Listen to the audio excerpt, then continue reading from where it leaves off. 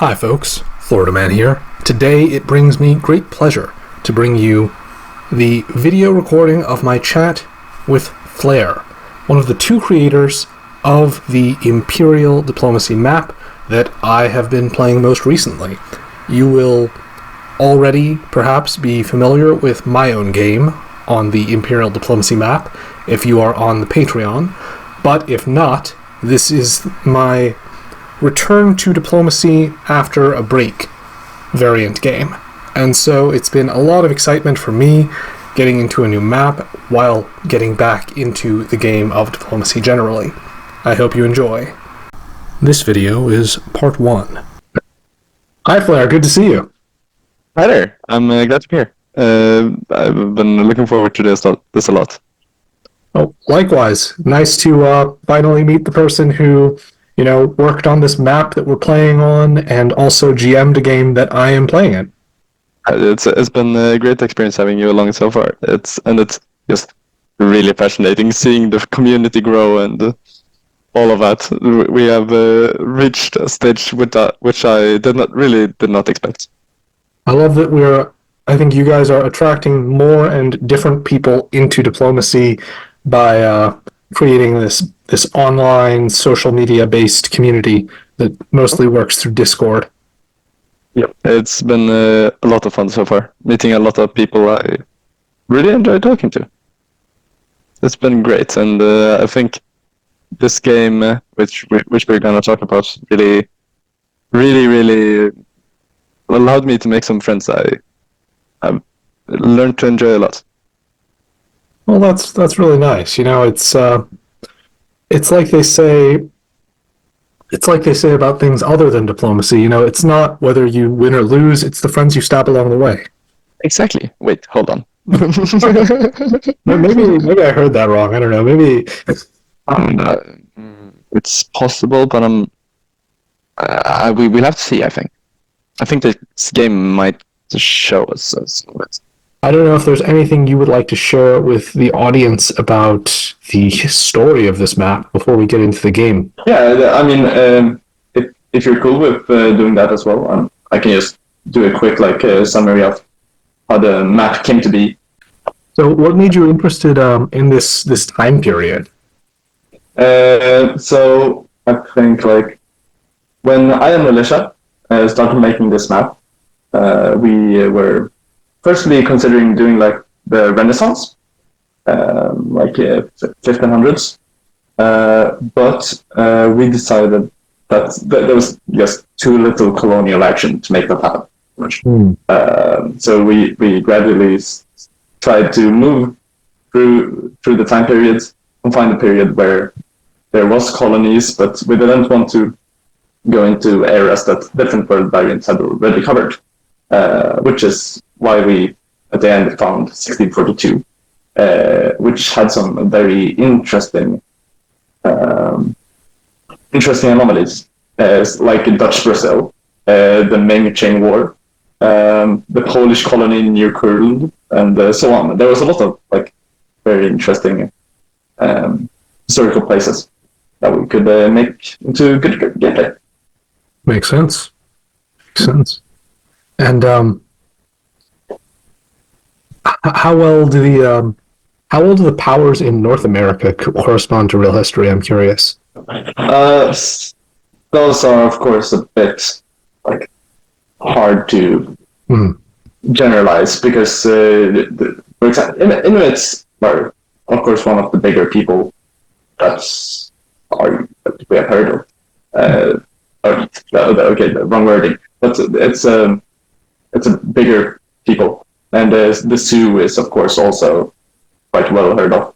But Athabasca is simply language grouping. Oh. Huh. So it's finding good powers in North America was not very easy because half of North America wasn't even explored yet. So who knows? It might be entirely a sparkle, but this is what we have to work with. I'm betting that the African nations are more historically related. Yeah, they are. They are all historic empires and kingdoms and so on. Abyssinia is a bit interesting because it was a bit hard to find correct borders for that one. Some maps had them with coastal access and some did not. It kind of depended on if you counted a few noble families of a specific dynasty to Ethiopia, or aka Abyssinia or not. And we decided to give them this coastal access to not have yet another landlocked power on this one. Well, I think some of the powers you guys altered or invented ended up being really interesting players in the game. I think Abyssinia in the game I was in could have done a lot better, but maybe they're really good. Maybe if Somalia wasn't so successful, they've done really well.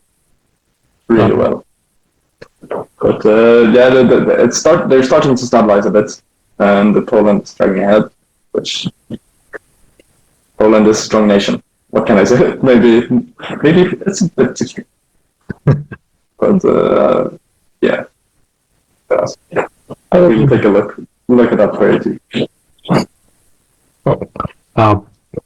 One last thing I kind of wanted to ask about before we get into your game. The Mapuche, is that... Yes. Are those based on real groups then? Yes, the Mapuche Torelche. So this is another... It's sadly not only one native group of people, but we've had to combine a few to make some sort of power down there, sadly.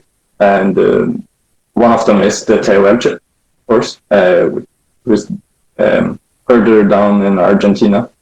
And but we also have the Mapuche, which are more on the west coast of South America.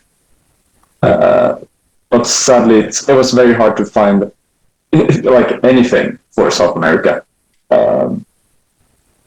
that had a actual power and so on.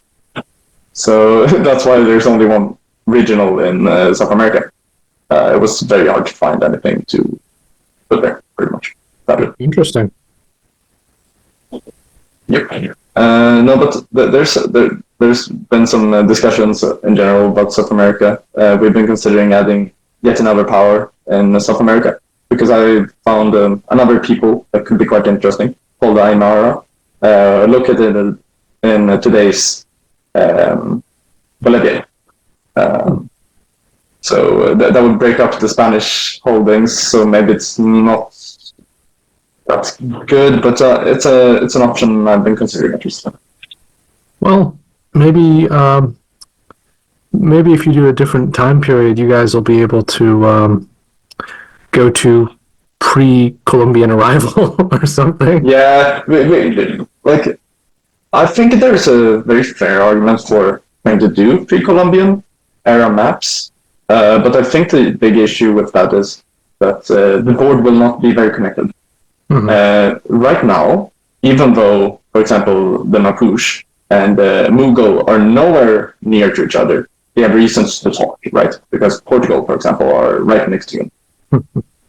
Yeah. So the colonials are, in my opinion, what really makes a world variant work, because it ties the map together and brings different parts of the maps reasons to talk to people all across the world. That's a good point. So that's why we didn't do 1500s like the initial goal when we started designing Imperial Diplomacy. But it's definitely it could be a very interesting time period to do now, of course. But we preferred having some more colonies to play with. Pretty much.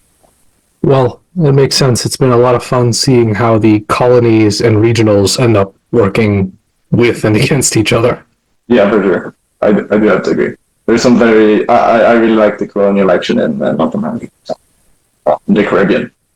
It's two of my favorite areas. Oh my gosh, the Caribbean's been really complicated. It really has. I gotta say, Polish Caribbean. This is good stuff. Polish Caribbean, coming right to you. Yeah, that's an unexpected deviation from history. It really is. I think I should be ready to go into the game now. All right. Why don't you tell the audience which country you were playing in your game? So, I am playing Poland, Lithuania. As we just spoke of Poland, down the Caribbean. Poland was one of the powers I had a very specific goal when designing this. Poland is often one of the weakest nations in world variants. I wanted to make a Poland that was playable. Interesting power to play, and just not something that got grouped up on and defeated immediately.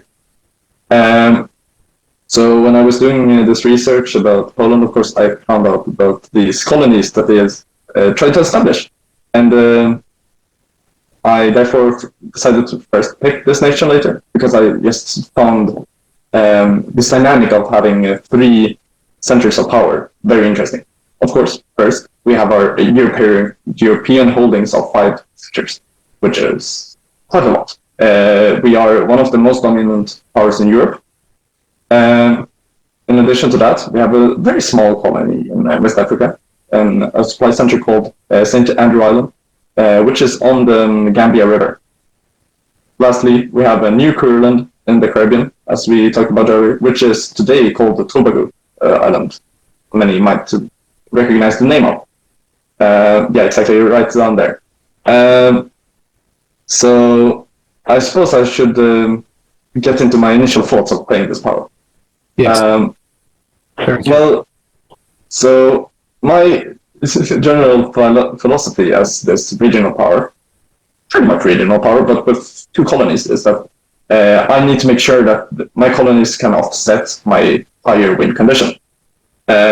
So my goal was to early on establish 3 or 4 centers in each of my colonies to make sure that they could stay strong and not just collapse whenever people wanted them to, but they could also work in combination with the other colonials, possibly trading favors back in Europe, where I needed to dominate to win the game. Because if I don't dominate Europe, I cannot win this game.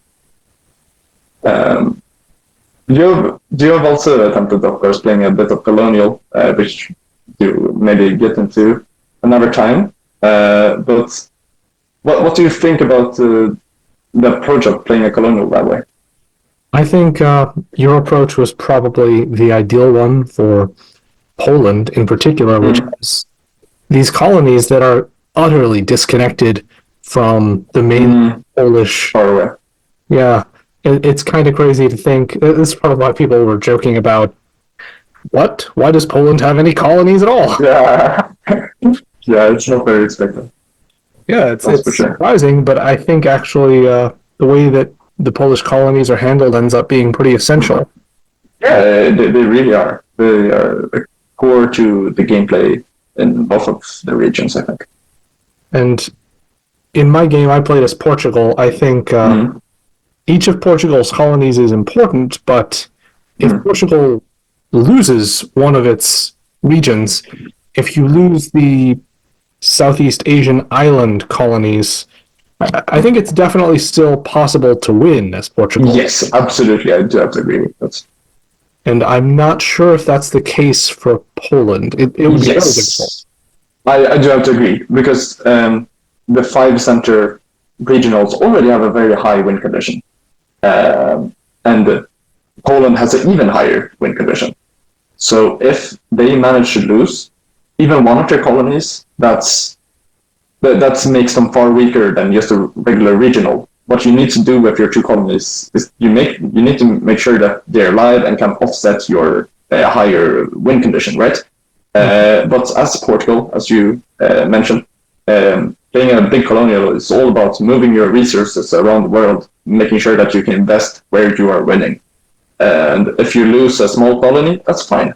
But as Poland, you really cannot afford to, which will have a major diplomatical consequences during this game, to say the least. So, look into your specific game. What were your initial diplomatic relations with people like? Yes, okay, I've read my little list here, because there was a lot of people to talk to. So, to begin with, I started talking to Russia, this big old dark green blob to my east. They have a lot of armies, and That's pretty scary. I felt like their press was pretty fine. I had no problem with it.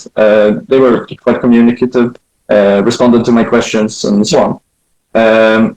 Sadly, they might have gotten a bit unlucky, which we are getting to very soon, because my other neighbor, Sweden, my own home country, was very much interested in the idea of rushing Russia, just going all out on Russia, making sure that we could shut down this mega threat like early on, which I loved a lot because as Poland, I need to dominate Europe, as we said earlier, and I'm a land-based power, so I need to remove all my land-based opposition, right? And Russia is one of those major challenges. If I cannot remove Russia, I will always have this big thorn in my side that will make sure that I cannot grow.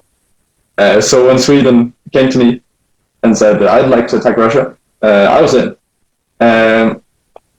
In general, I like to, as a land-based power like Poland, try to not into contact with the sea, because I'm at a disadvantage at sea, because I only have one fleet in Europe for now.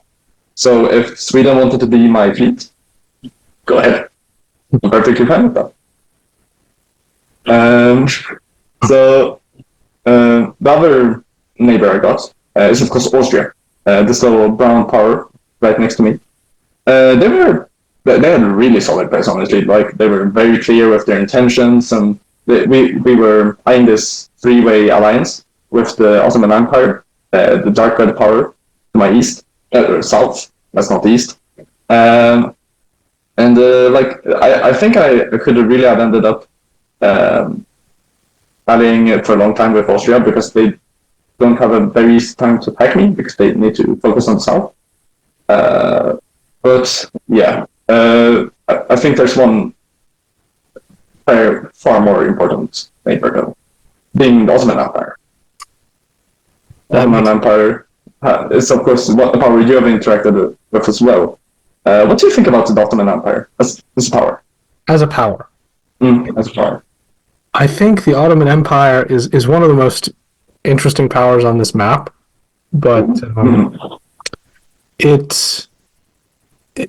I feel like it looks like a very strong position, but it's also rather delicate on more than one front, because too many neighbors and not enough allies against some of those neighbors.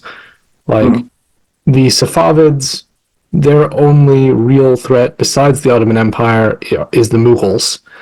You know, the Ottomans will have to compete in the Mediterranean with Spain and Austria. Yeah, that's a very tough battle. Oh, but I was just going to say, but Ottomans are kind of tough, but also it looks like a lot of fun to play. I think you'd have to be a very active diplomat in order to play Ottomans really effectively and really persuasive. I totally agree, honestly. And therefore, I was, of course, scared when I entered this game, because one of the best players in our community was playing Ottoman Empire.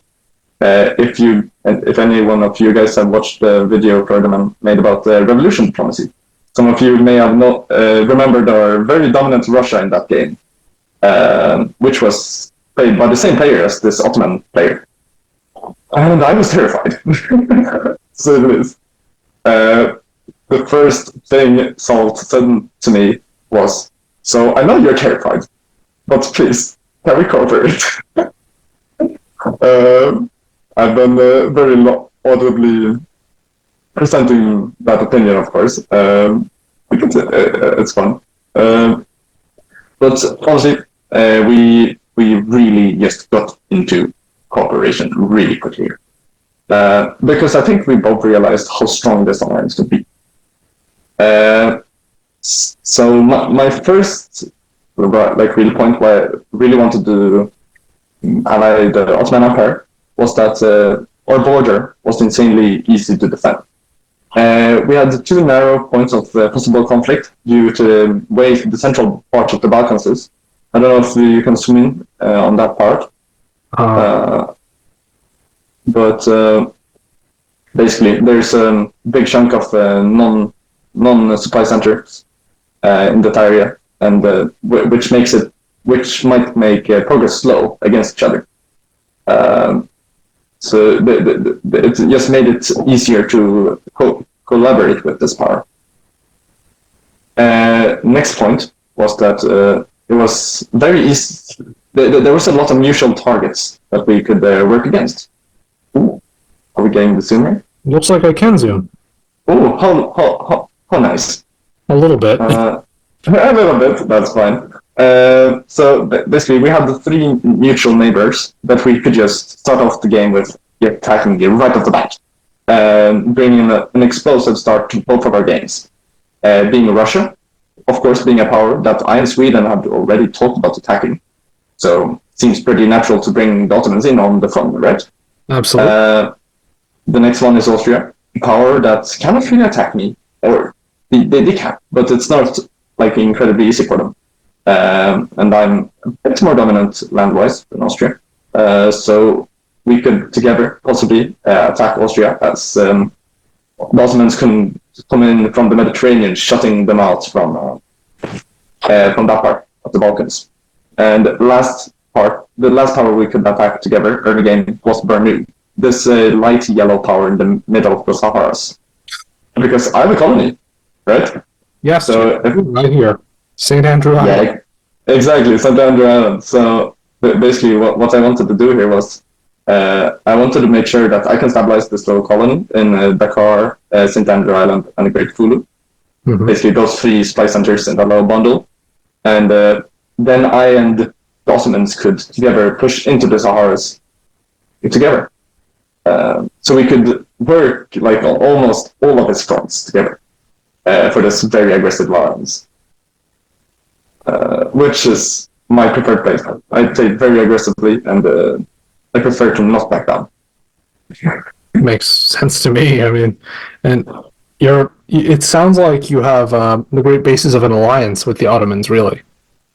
Really do. And I think like one of the most interesting points why I really wanted to try this alliance is that I'm a very stabby player. Ottomans is also a very, very stabby player. We both love to stab other players. So what if we get the two most stabbiest players in this game in an alliance together? While it might sound very unstable, and that is very fair, but what if we could enable each other? Because we, as already mentioned, we have three mutual neighbors that we could attack. So if we just have this very, very solid, already very easy line between us to defend, imagine the power we can project onto the rest of the board. It sounds pretty dangerous, I will say. It might be unstable, but, so is dynamite, and it's really powerful, too. Exactly. Like, I really believe in winning or losing. There's nothing in between for me. I go all in or all out. So, yeah, that's like my initial thoughts on that part of Europe. I of course have like negotiations with all five colonial powers and the varying parts of the world, and I will need them to battle different players. For example, I want France to help me battle Austria. I want Britain to help me battle Sweden. I want Netherlands to help me attack Bernu, and so on. So I have a lot of use from these colonials, but the colonials will soon get war, so I need to be very careful with what colonials I choose to side of. That way I can get the support in the correct places. Yeah, that way you won't end up on the wrong side of any alliances. Exactly. And in general, like I managed to not stab any colonial players until like year 3, I think, and managed to like withhold some pretty good relationships, most of them, for a long time. So that was great. Do you have any comments on the position before we go into Spain? Oh, no, I was just going to say, I think that trying to stay on the good side of as many colonials as possible is a really good approach, considering your colonies are this tiny thing here, this tiny thing here, and, there's all these Portuguese units, British and French units, Dutch units. Yeah, like the colonials are all around me. I need to have good relationships with them, or kill them. Yes, or kill them. One of the options. Nothing in between, though. I cannot be attacked. We cannot have this. But yeah, it's a fun position, that's for sure. It looks like fun. It looked like fun in my game as well. Yeah, the Poland has been doing well there. Oh, do you feel ready? All right, let's take a look at spring. Yes, all right. So, yes, let's see if we can. Awesome. So, in Europe, I and Sweden decided to bounce in the Baltic Sea just for some mutual safety. Why not? Build some trust. Well, we can see here that they aggressively move against Russia. Umeå moves into Kola, and Narva moves into Peskov, meaning they have 2 units right next to the Russian center of Novgorod. Russia managed to not bounce either of these, since I've tied up their Novgorod army with bouncing in Smolensk. For Russia. I said that's big trouble for Russia. It really is. It's you have no reason to commit harder against him now. I really do. But at the same time, there was some very interesting press with the Russia and Sweden player here, because I haven't actually showed that I was anti-Russian. I've just done an agreed bounce. I'm not your enemy, right? So at this point, I was not working very closely with Sweden, trying to figure out how we could, as quickly as possible, break Russia, of course. And I think I managed to just really get into the Russian player, like negotiations and so on. And I gave them a fake order set from Sweden, which will allow some funny things to happen during fall. But anyways, in the south, I'm moving Kiev down to Moldavia to claim a neutral center, while the Ottomans are moving up all their armies in the Balkans. Even Sarajevo is moving to Banat, that's Tallinn, the center of the Balkans, which I was not a big fan of, to say the least. I was hoping maybe they can pull some armies back towards Anatolia and not have all the armies on my border. That does not feel good if we're gonna collaborate against Russia, right? No, yeah. Yeah, but they found this excuse like, oh, I didn't know where to go with this unit, so I went to this tile where I can attack Austria if I want to later. Which works, but it's also a tile from which they can attack me, which I'm not a big fan of course. No, dangerous.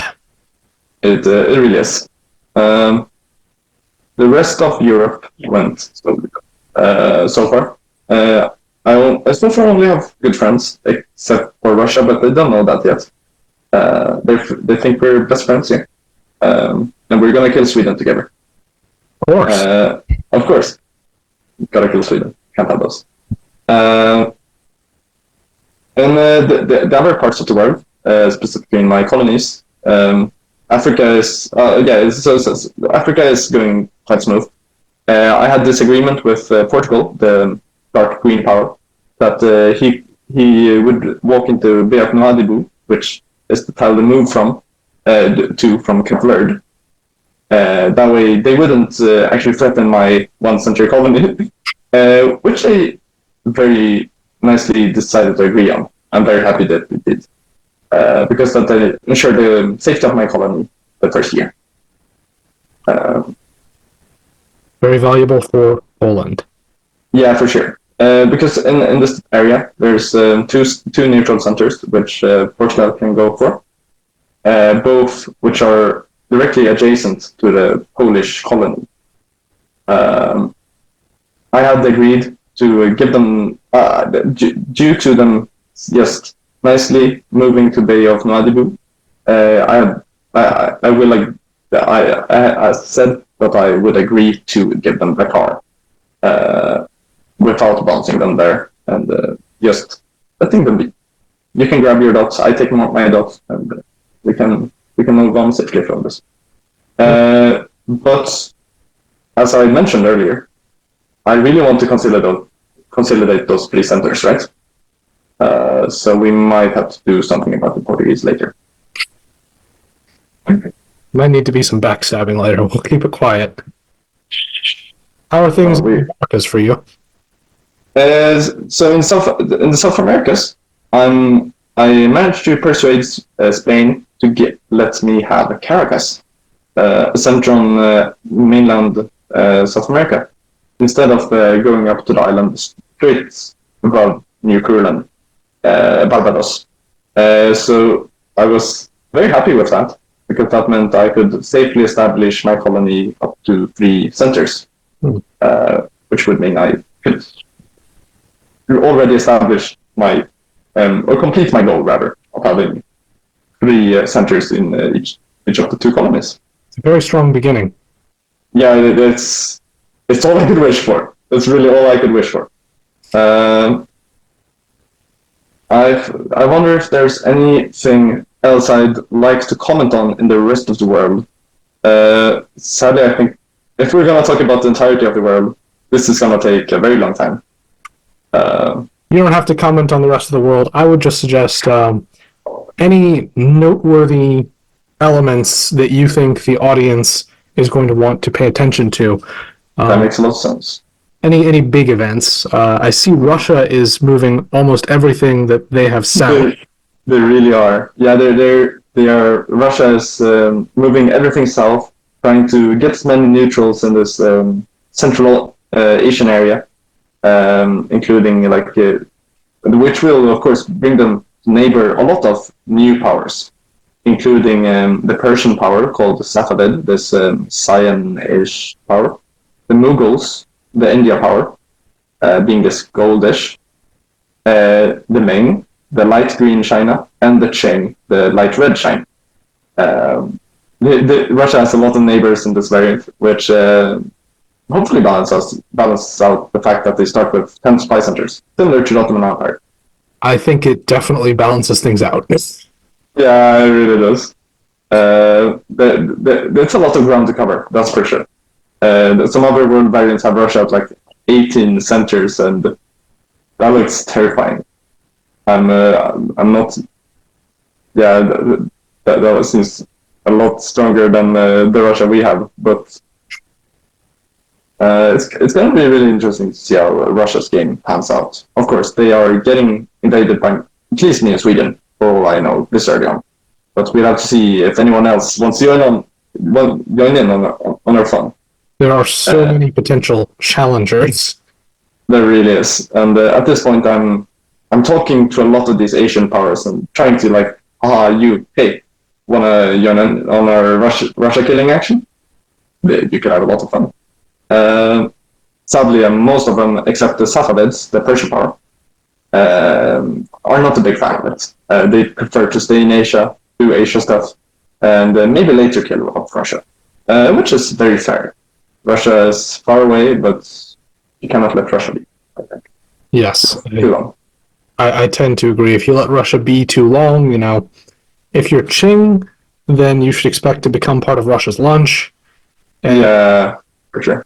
the same is really true for Safavids, Mughal, and of course, Sweden and Poland potentially. Yep. I think it's a lot of good options. Yeah. For sure. Yeah, I think some of the other players I recommend you guys to keep an eye on during this game is the Inuits, which is the light blue power in the left. A very interesting power, in my opinion, almost entirely navally focused. And Ayutthaya, which is this light purple power down in Thailand, which has a lot of fun battles to do in the Indonesia area. Both of these players really stood out to me when I started talking to them. The Inuits were constantly talking to me. There was not a day of these first years without them sending me a message and going like, "Oh, what's going on your side of the board? This is what's happening at my place," and it will turn out that's maybe he's not the most trustworthy to keep information with. Wow, that's shocking. In opposite, I think the Italian player, which I really liked as well. She was very nice. I cannot find the words. No, but she was very nice.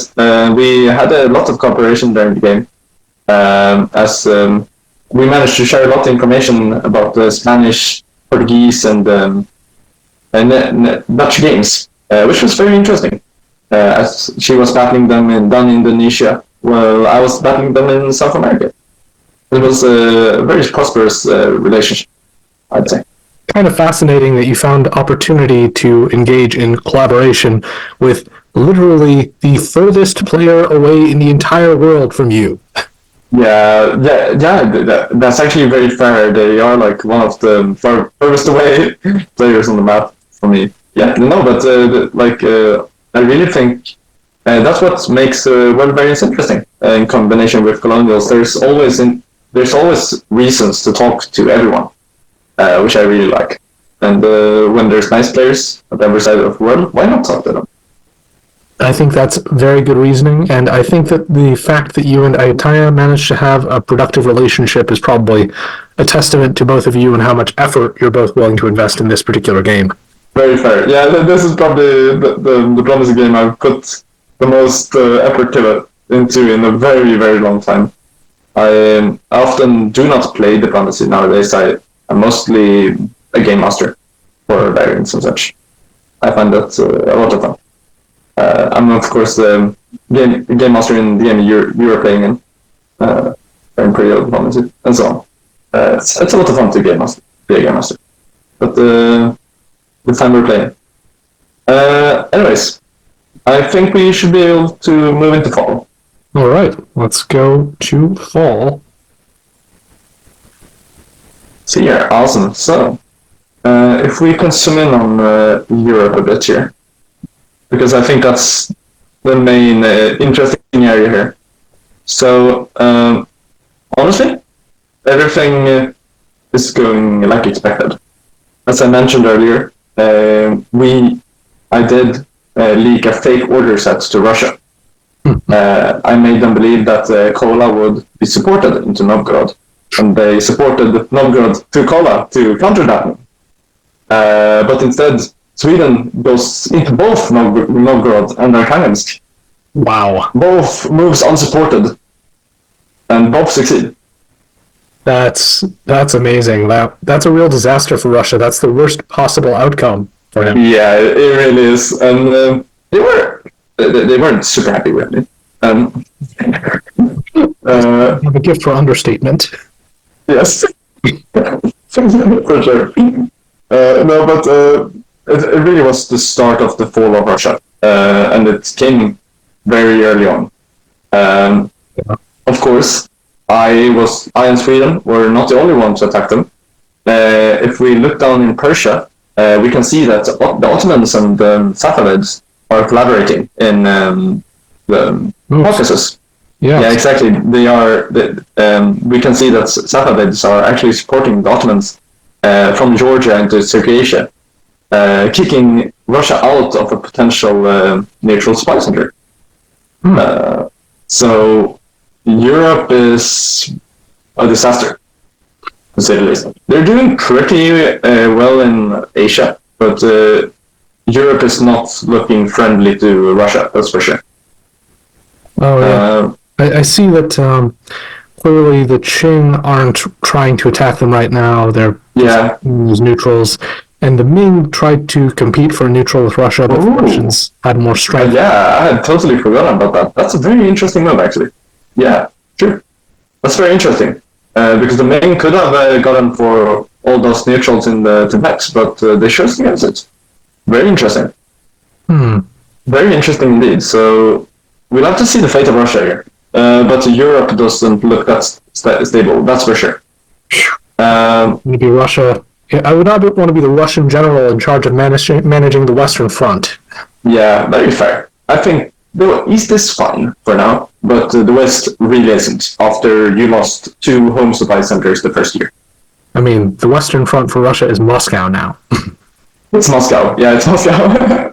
Yeah, pretty much. So this maneuver that I and Sweden pulled off really, really good numbers on them. Yeah. It was great. And oh, I was going to say, anything noteworthy going on with your other European neighbors? So I and Ottomans continued talking here, of course, and we were still on this anti-Russian train. As we can see, they move away from Banat, the little small tile in the middle of the Balkans, to capture Wallachia, which we agreed that they could have. Well, they're moving Constantinople away towards the Middle East. So I'm perfectly fine with this Ottoman player. They have promised to not build any armies in the Balkans, which I love. They are merely going to focus on capturing the Mediterranean, they've said, along with Arabia. So I look very safe for now in Europe. Because the remaining units of mine are mostly just capturing neutral supply centers here. And making myself ready for the second year. I know there's something interesting going on in Africa here. Oh, yes. So, as we mentioned earlier, we want to establish these 3 centers in Africa, right? And I found that the safest way to do that was, sadly, to stab Portugal very early on. I bounced them out of the car, which will make me able to build a unit in St. Andrew Island and capture Dakar in spring next year. And be ready to start off my African domination. And I gotta give props to the Portuguese player. Because some players would absolutely become infuriated at this move. I just lied to them. We had a deal. They would get the car, and if they got angry at me, I totally get it. I would have gotten angry at myself if I was Portugal here. But they were super nice about it, actually. They were like, okay, I totally get it. You want to establish your colony? Well, back off with my fleet now. I'll see you later. I'll agree to never build a fleet in Cape Verde again, and I'll just... As long as you don't build a fleet here, I don't build a fleet here. And I can just go somewhere else. That is incredibly generous of Portugal, and it's incredibly generous, and I was so happy with this because I was prepared for war. I was prepared to immediately build a fleet in Central Andrew Island and make myself ready to maybe start pushing my way into the Atlantic here. But I didn't need to, apparently. So I'm very happy with this agreement. I think Portugal is probably looking around and seeing that he's got this Dutch unit moving into right next to his centers in South America. He's got some potential for threats in the southern part of Africa from the Dutch, because the Dutch are clearly attacking him. Yeah, they really are. So there are some very bad moves against the Portuguese player here. To start with, in Congo, the purple regional in Africa, they had support from the Dutch into a center that the Portuguese was holding. The Dutch is capturing Ceylon, aka Sri Lanka, down in India, taking it right behind them, and so on. There's just a lot of aggressive moves against the Portuguese right here, and I think they did the correct move. They got themselves an ally in Africa. I will not touch them as long as they don't touch me, and they don't have the time to touch me. So they have a safe structure in Cape Verde. Yeah, I think that the Portuguese are they're in a delicate position if they're fighting with the Dutch without obvious allies. Yeah, exactly. So I really respect the deal they made with me. I think it was a great idea by theirs, and it really saved them a lot of trouble, I think. And it saved me a lot of trouble as well. It really allowed me to ignore the Atlantic and just build armies and try to build this holding inland. But that is better for Portugal for sure. I think it really is. I think it's the motto of every player under attack in a significant way. Desperate times call for desperate measures. Yeah. And I'm glad I could catch them in this opportunity where I could take advantage of it. I really respect the Portuguese player for this move, and will cooperate for a very long time. In South America, I think most things aren't that. It's almost, at least in my spot, it's a lot about just picking up neutrals. I and Spain have become friends after the gift of May Caracas, which I'm, of course, very thankful for. It saved me a lot of worrying and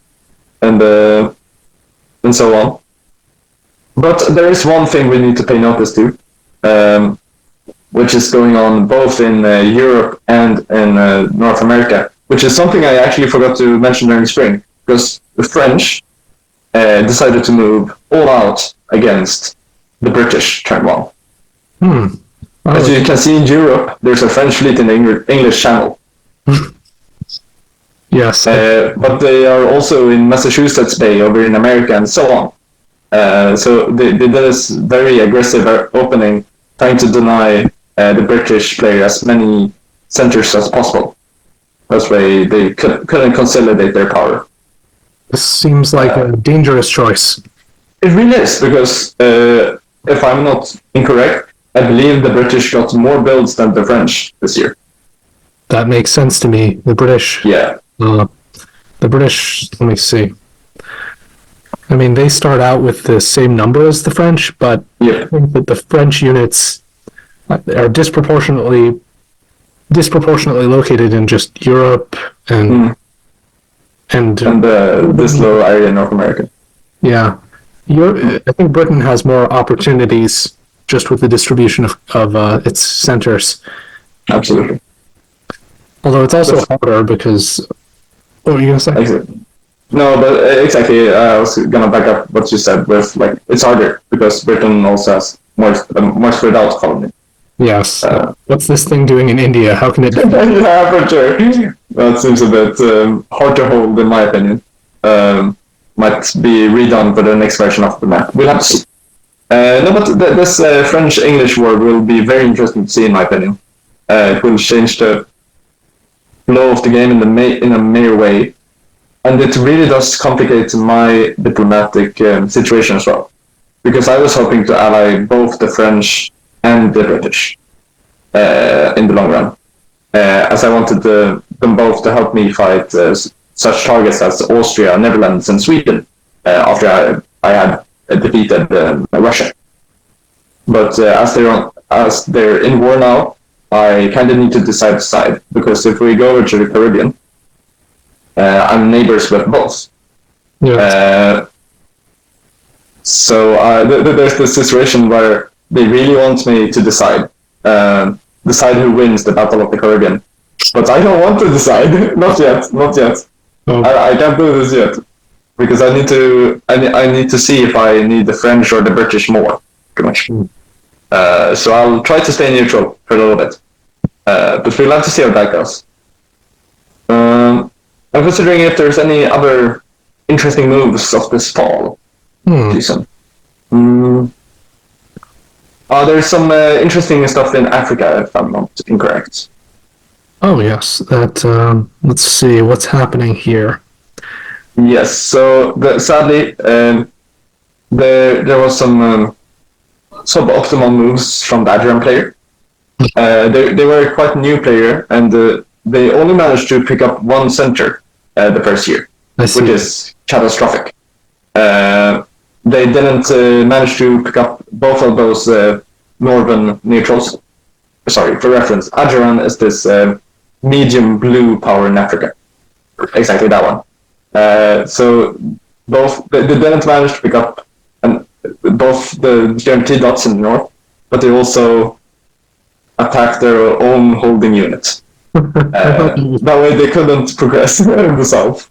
But they were a very new player, and I believe this was even their first game, Diplomacy ever. So it's very fair that it didn't go well. Abyssinia. Oh, sorry. Go on. Oh, sorry. I was just going to say it's hard for people if they don't know the rules. Yes, absolutely.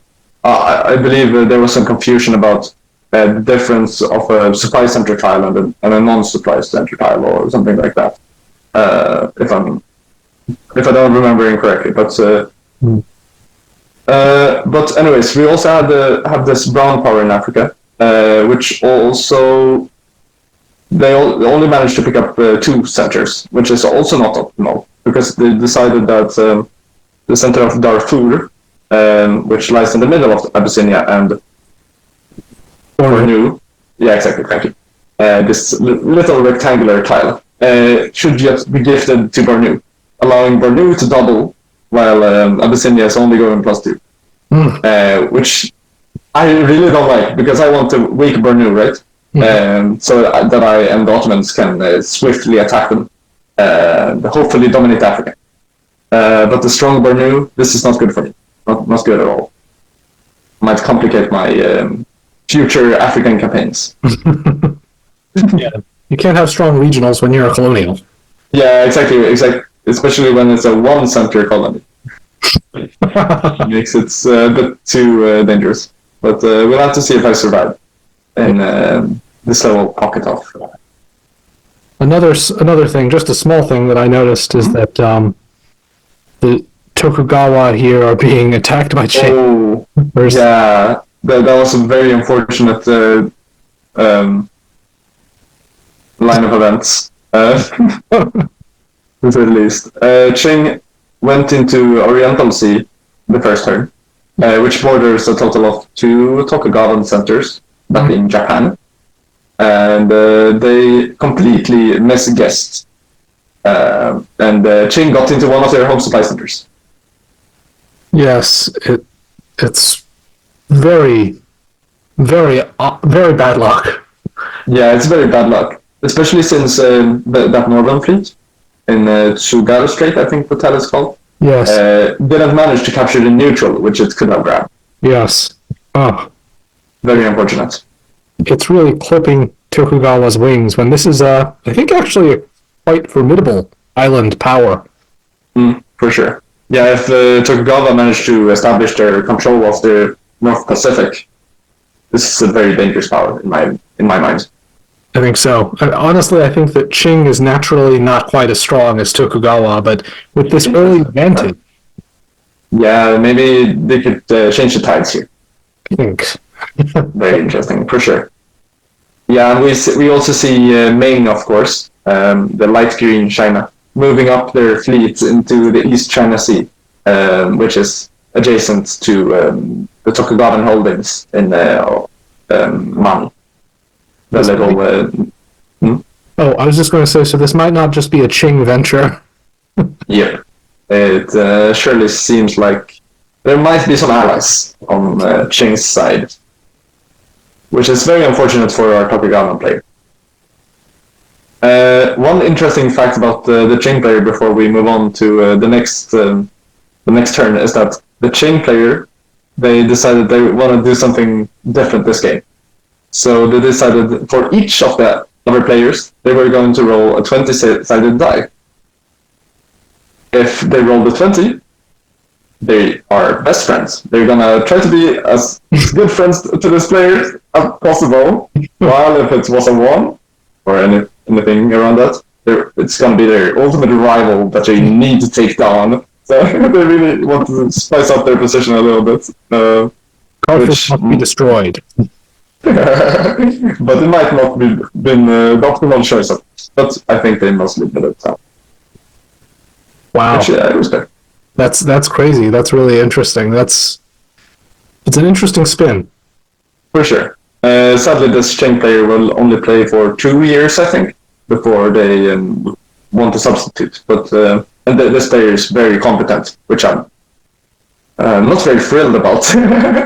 But we'll reach that stage later. I think we should be good to move on to the next phase. Okay, so what got built here? So I think in Europe, I built 4 armies, just trying to establish that land-based dominance we talked about before. Oh, yes.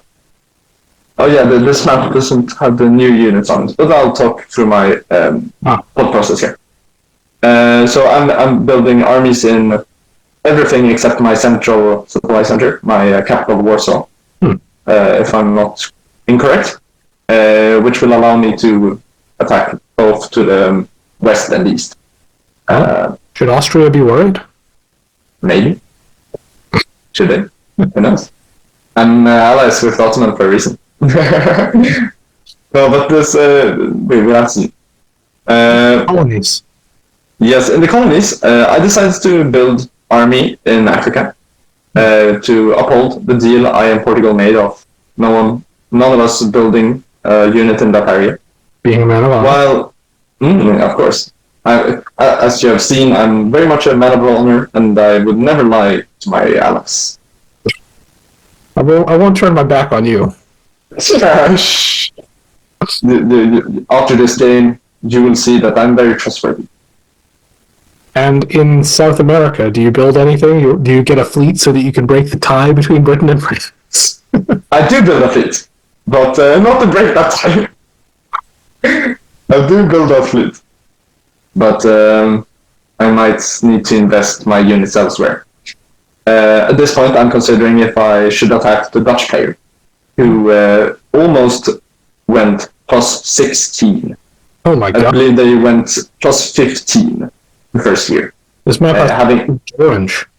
A lot of orange.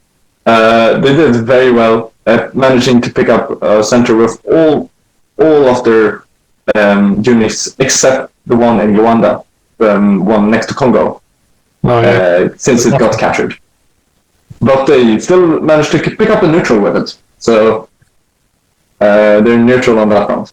Really strong Dutch opening, so I was considering if I should attack them in Guyana, as well as in Europe, and maybe even in Africa next year, after I had picked up Dakar, and maybe Timbuktu even. Why not? I think that's my thought process for this winter. Okay. Oh, and I see. Oh, there we have the leaderboard. Awesome. Yes. Yeah, okay. Netherlands only got 14 builds. Oh, how nice. No, but as we can see, we got 6 builds here out of 7, which I'm very satisfied with. I have no reason to try to climb the leaderboard way too fast. I don't want to. I'm a very friendly local Polish, regional, doing nothing. All the colonials, except France, as we can see, picked up a lot of builds the first year.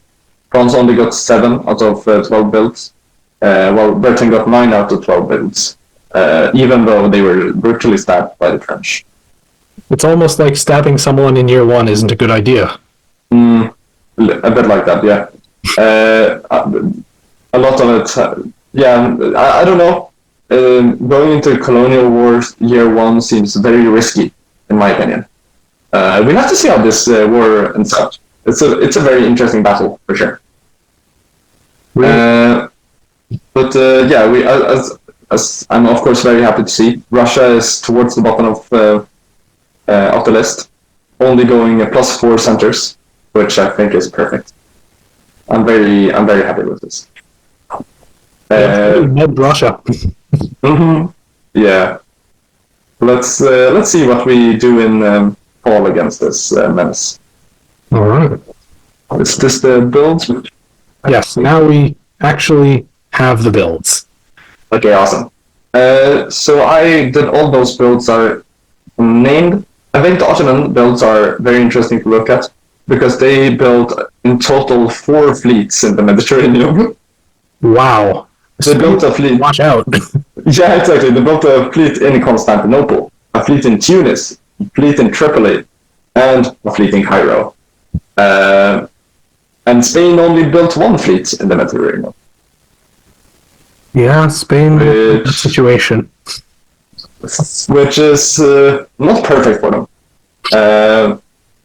The Ottoman also built some units over in the Middle East, maybe preparing for some sort of attack, and just made themselves ready on all of their different fronts, really.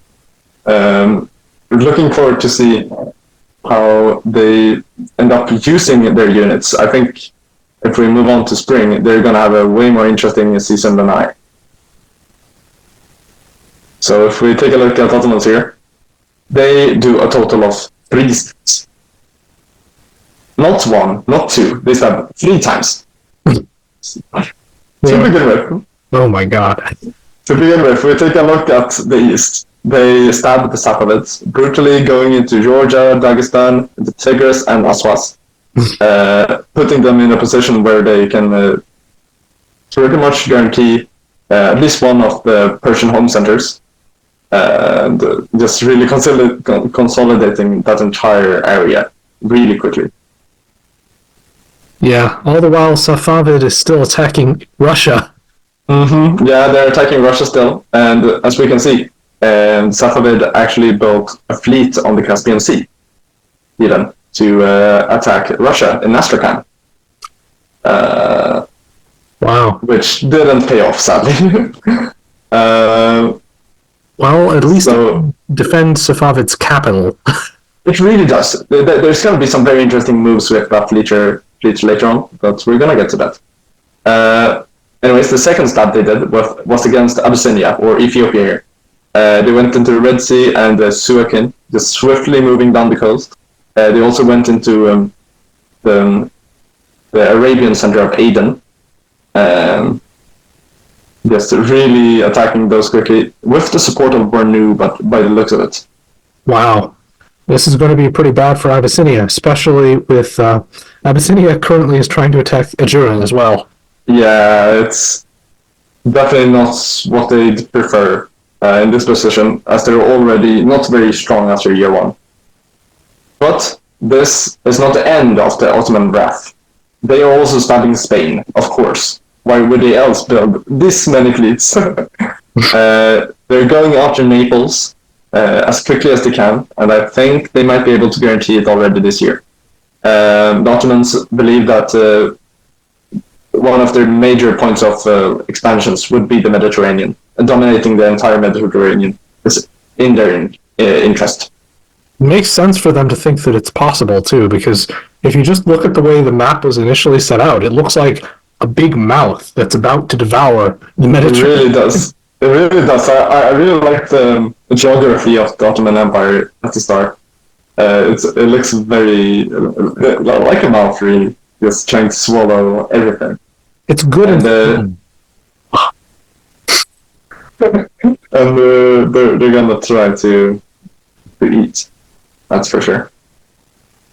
That is make sure that, and just make sure the food isn't too salty. No, but Ottomans does some great plays here. While we are, the two of us, are slowly trying to demilitarize our border. As we can see, I'm moving away from Moldavia, while they're moving away from Wallachia, putting a lot of trust in each other right here. But it really did work out. We have agreed that they are supporting their other units in the region to Russian dots in Sevastopol, or Bakhchisaray it's called, actually. That way we can get even more of an advantage against the Russians. Very strong way to address that situation. I think in the I think in the short term, you're the one who's putting more trust in Ottoman, because, I mean, he could definitely, dot you for this, but in the longer term, Ottomans are going to have a longer undefended border with you than you have with them, if my prediction as to how this map should shake out. I do agree, and this is one of the big reasons why I find Ottomans to be a perfect ally for Poland. Very strong strategic play, I think, just based on the geography. Thank you. Moving on to my Russian front. So we made some suboptimal moves here in Sweden, but we had agreed that I'm getting Novgorod, as it's a bit more natural for me to hold that dot especially since Sweden will be able to pick up centers like Obdorsk and Shalyaba further to the east and closer to the Arctic Ocean.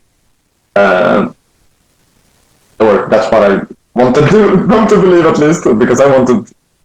pretty much my argument here was that if I'm gonna fight Russia, I want more than just Moscow.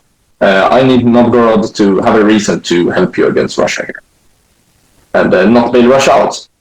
I can't let you snowball too quickly, and I'd really like if I could get Novgorod here, which they agreed to. They move out of Novgorod into Vologda, while they are slowly progressing their northern armies into Kola, readying to take back Arkhangelsk after our suboptimal moves, resulting in the Swedish army getting blown up. We make our mistakes. But well, you but still... I was just going to say, you still have overwhelming force relative to Russia, and we really do. A really strong possibility, I think, of taking Moscow next year. Probably not this year. Yeah, next year looks very likely, in my opinion. And like, I know, like, as a good ally, you are supposed to be happy when your ally gains dots. But at the same time, I don't want to wait too strong over Sweden, because if I have a strong Sweden, I'm going to have a threat as soon as Russia dies. We're going to end up in this position where Sweden has a lot of armies close to me, and no one else to attack, right? And I want to make sure I can come out on top of that fight later. So them losing dots over in Russia, I have no problem with, because I'm still getting my dots in Novgorod safely here. So I'm fine with this. Especially if we take a look at the east, we can see that the Qing are going very aggressively against the Russian. This is where we already had the new Qing player, one of my old high school friends, actually. And they decided that Russia looked weak for the time being, and there was center to be captured. And they make this very aggressive play that really pays off. Yeah, looks like they can take at least two, maybe three Russian centers pretty quickly. Yep, really well done stab by the Qing player in my mind. Very, very well done. I really like their move, and it really relieves a lot of the pressure that we lost a bit of with the bad moves I and Sweden came up with. Anyways, on my other fronts, I think this is where I support Sweden into Kiel.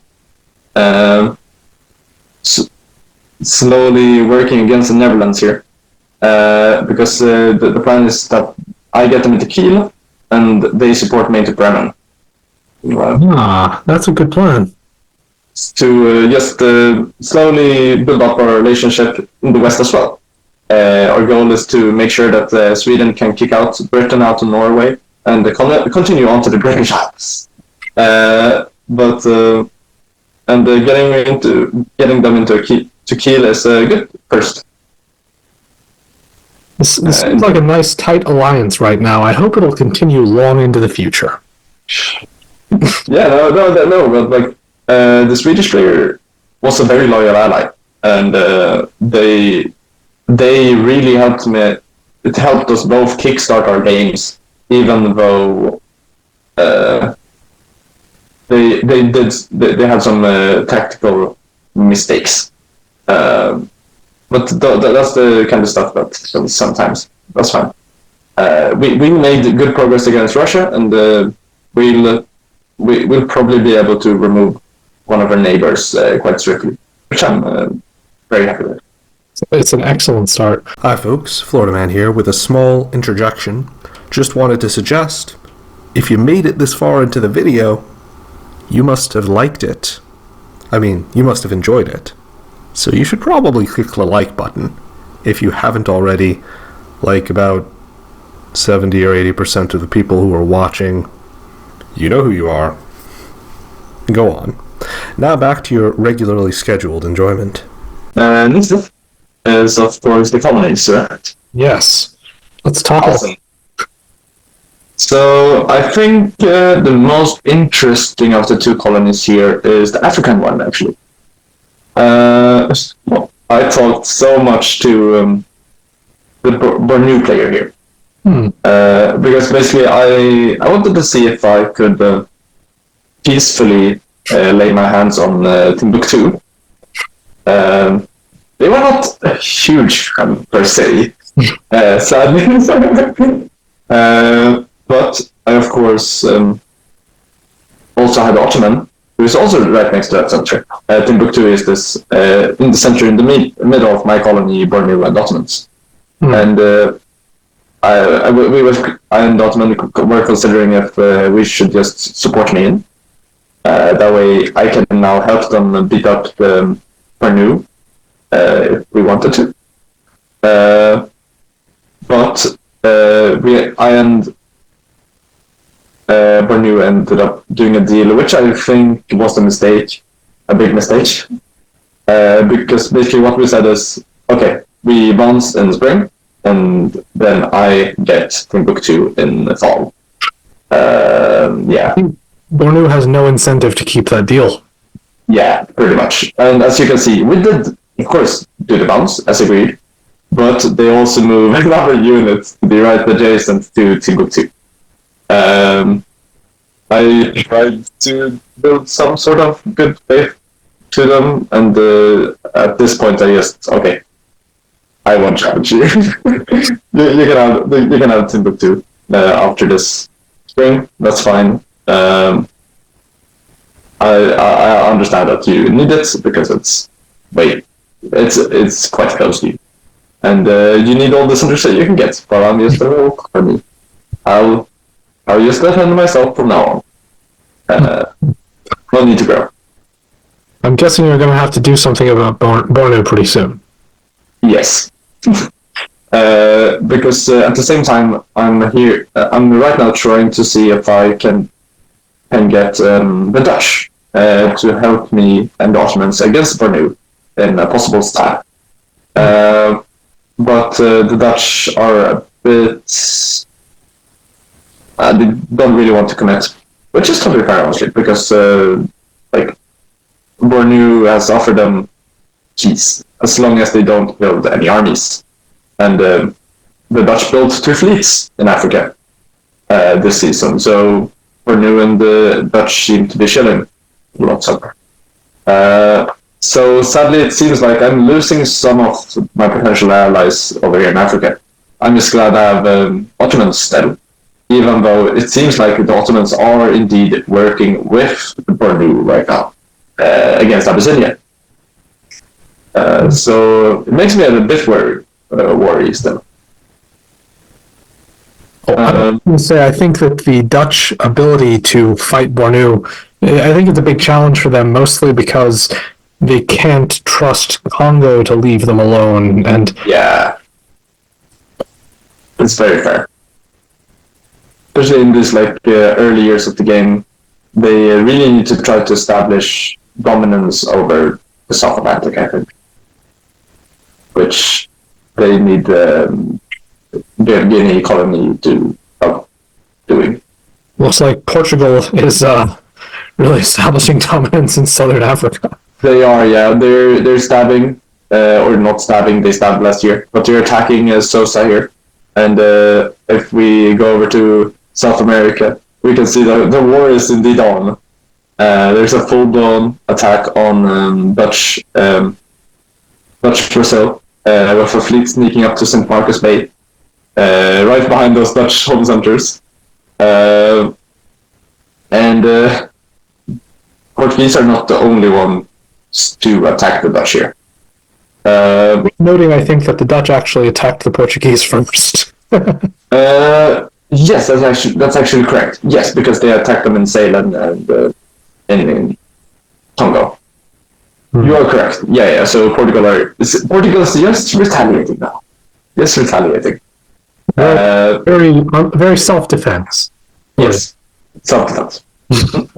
No, but as I saw that the Dutch might not want to work with me, I tried to see if I could find a deal where we could, for example, attack Sweden together, attack Borneo together, maybe do something fun in South America, and they were just not that interested, sadly. So I softly stabbed them here. I decided with Spain that we were gonna remove them from Guyana. So I moved my fleet from Caracas to Gulf of Paria, while Spain moves Cartagena to Orinoco, which is that long, weird tile in the northern parts of South America. This was very risky on my end, I realized, because Spain could just have walked into Caracas here, the center I have on land, but I'm very happy they didn't. Very fortunate, and hopefully Spain will give you a peaceful border for a while, because clearly with all of this going on, Spain can potentially just sweep through both the Polish colony in South America and just go through that on the way to the Dutch colony. Yeah, pretty much. That's the main part I've been worried about here.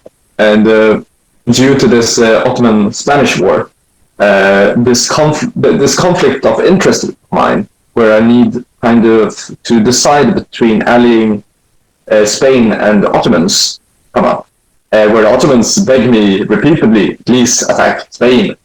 I'm attacking them, please follow up in South America. And Spain does the same. Oh shit, Ottomans are attacking me, can you please attack them in Europe?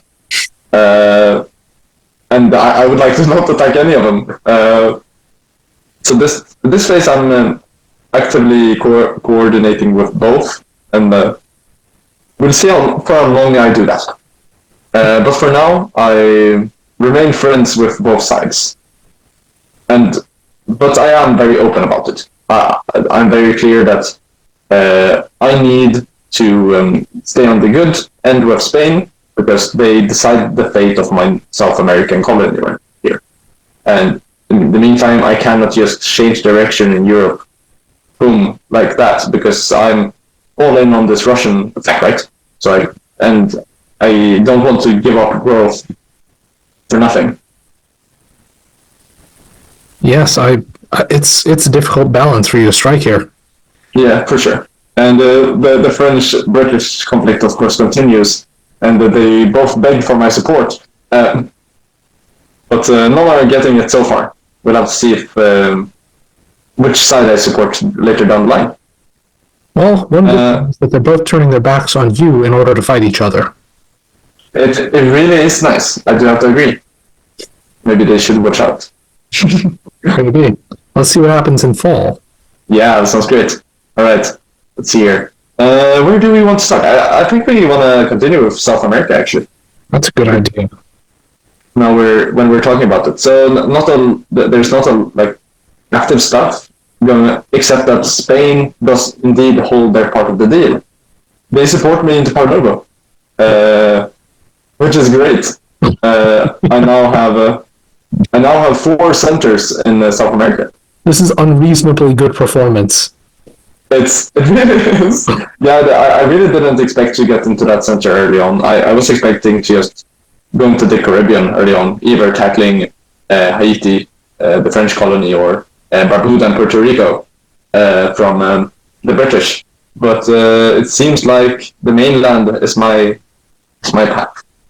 The problem right here is that I only have 1 home supply center in the Caribbean, but I now have 4 supply centers and only 2 units, which means I cannot have enough units in that area anymore to keep up with my supply center count, which of course means I get extra units in Europe, but you're gonna need to core some stuff, I guess.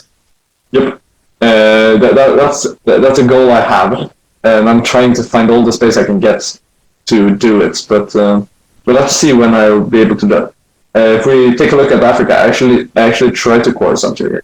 For the audience, could you just briefly explain what coring is? Because I just realized that's one of your yes variant rules. Absolutely. Coring is a rule we use instead of, for example, build anywhere. In some bigger variants, you're allowed to build in any supply center that you hold. We decided to not do this as it enforces a very aggressive style of play. Rather, you have to do this special order on a supply center that you own twice in a row without being attacked. If you successfully do the core order twice in a row, you are awarded with a new home supply center, which allows you to build units in brand new supply center. It's really great. I really like this rule. I think it is superior to build anywhere, and I agree.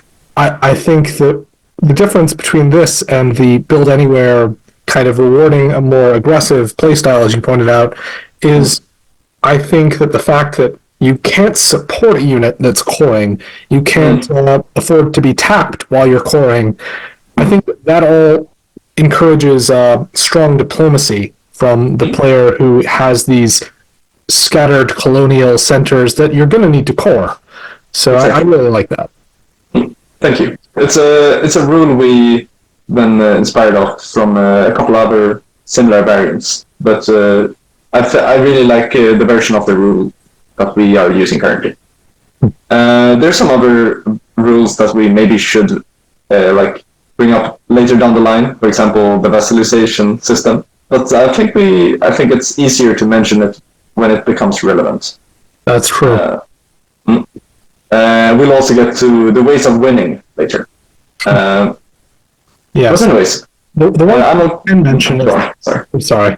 The one thing we can mention is that everyone has their starting supply. Oh yes, of course. Starting supply centers, current supply centers, and victory supply centers, and it's all lined up on the right side of the map so that whenever we're showing those numbers, people know what they're looking at. But yes. All right. Now we're ready to your colony. Because basically, to be able to win as a power, you need to accomplish a specific victory condition. You need a certain amount of centers, and that varies based on your starting size. But yes, the African colony. I was thinking that I might want to later down the line go into the sea, into the Atlantic, and I wanted to have a fort that was neighboring the other sea tile by bordering a Bay of Nouadhibou. That way I could later down the line, if I wanted to pop down 2 fleets in the same season and go all out on Portugal. I was thinking Portugal's about to be very unlucky in a little bit. Yeah. But for now, I'm just using it as a disguise for having a core deeper into Africa. That way I can build closer to Timbuktu, for example. Makes sense. Yes, and here we can also see that I am giving away Timbuktu to Bornu as peace offering, kind of some sort. Bornu took your word for it and didn't bother supporting the move. Yep, which shows the trust. And they also make a stab. They stab the Ottomans here. Sadly, the stab didn't really work out because they were trying to dot the Ottomans for Tripoli, the center in the middle of the North African coast. Oh no, North American Ottomans. That was a really successful Ottoman. It really would. I'd love to see that. I'd love to see that sometime in the future. No, but sadly their stab didn't go perfectly. They didn't go into Tripoli, but they do have a guaranteed center next year in the Berbers. So some sort of progress is to be made. Right now, Ottoman is of course my ally, and I'm personally quite happy with this development because I want to make sure that Ottomans are not collaborating, but rather attacking the power that I need to break through to reach the inner parts of Africa. So now we have an actual reason to collaborate in Africa as well, which I really enjoy. That's very convenient for you, yeah. Yeah, it really is. Sadly, I didn't get Timbuktu, but we can't get everything.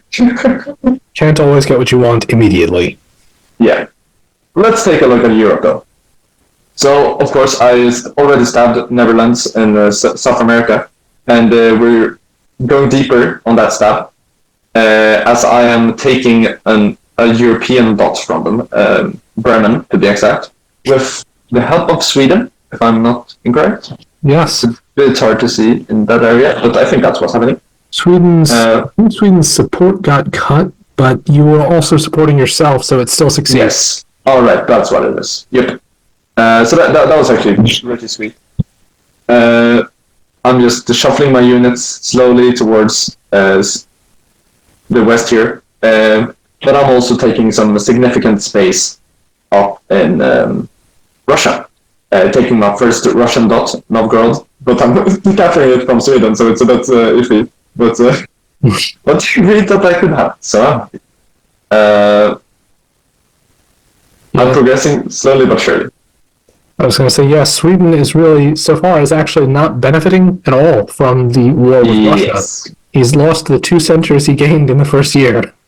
Yeah, it's not great for them, to say the least. And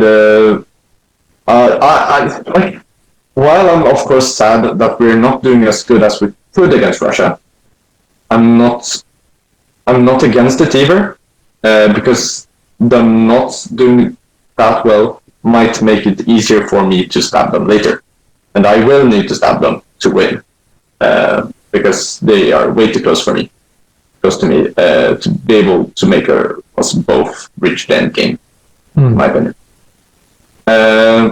So having them not do perfectly is still in my interest, I think, since Russia is very much falling quickly.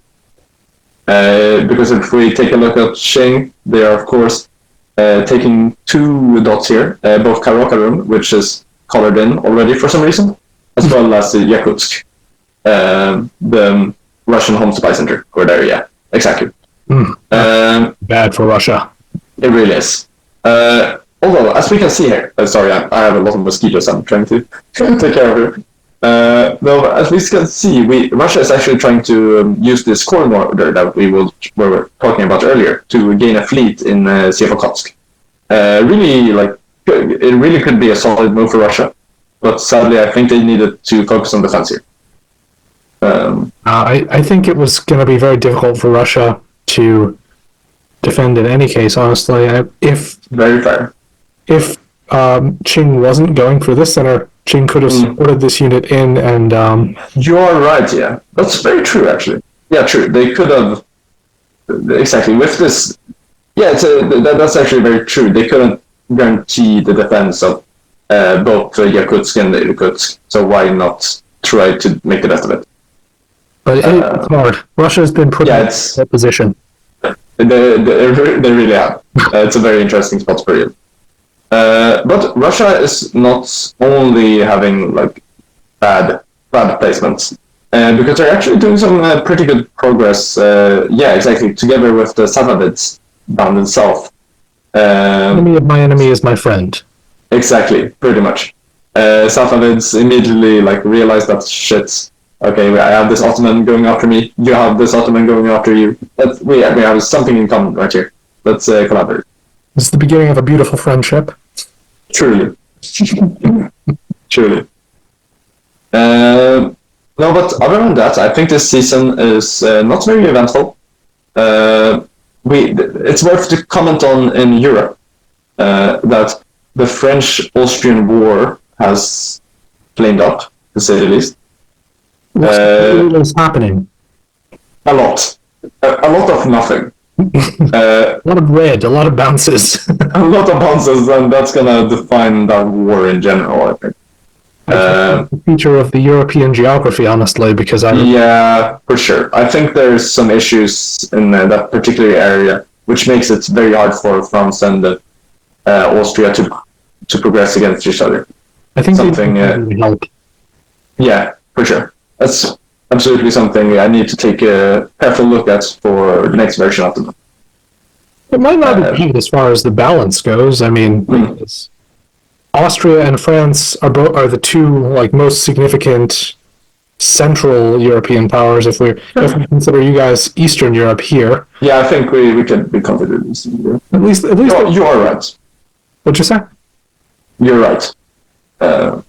It's an interesting conflict for sure. And then we have the Netherlands who could choose to support either side. Or they both go for Netherlands. For Netherlands.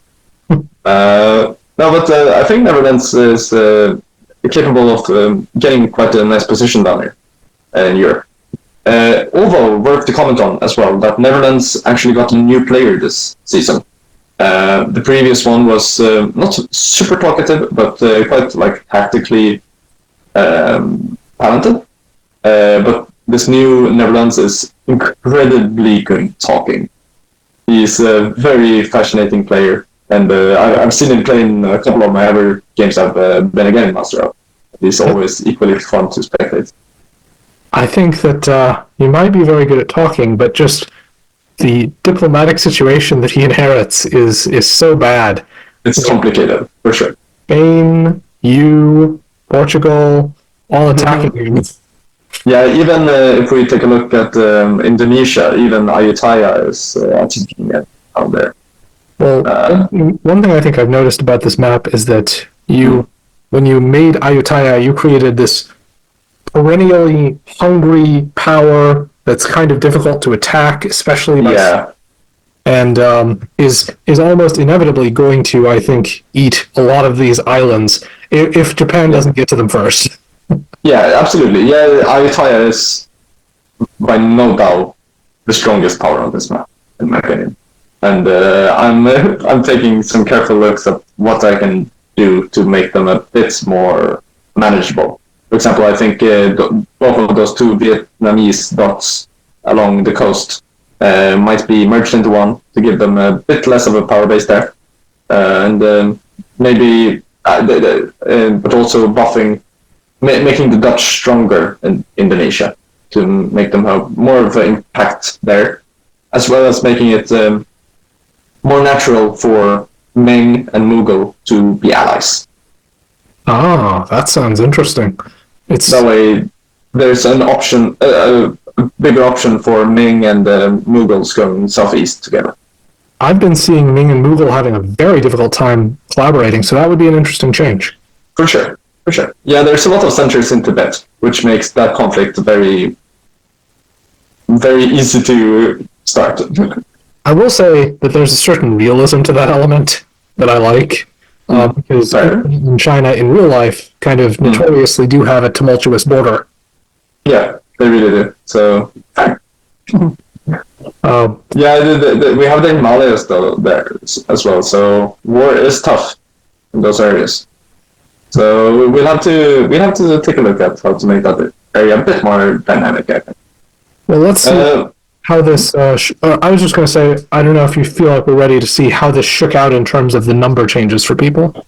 I am perfectly ready. Okay. Oh, it looks like it's looking good. The ongoing fight. Yeah, it's looking very good for you. It looks like the ongoing fighting that the Netherlands got themselves into took them from number 1 at the end of the first year to number 10. Yeah. And now Portugal, who they attacked in year 1, is on top. Yeah, it's honestly, and I think that's the hard part about initializing a colonial war. When you as a colonial go big against another colonial, people see you as this big threat and, oh no, he's growing so much, we need to kill him. And then you end up being 10th. When, in reality, most colonials are just, like, gentle and harmless, like you. Yes, exactly. Very, very harmless. Please ignore those Polish armies sneaking up behind you. They're just taking a nimble. They're scouts. Yes, scouts. But not war scouts. They're not scouts for the coming war. Oh, they're Boy Scouts. Yes, exactly. Girl Scouts too. Yeah, exactly. We want the diversity.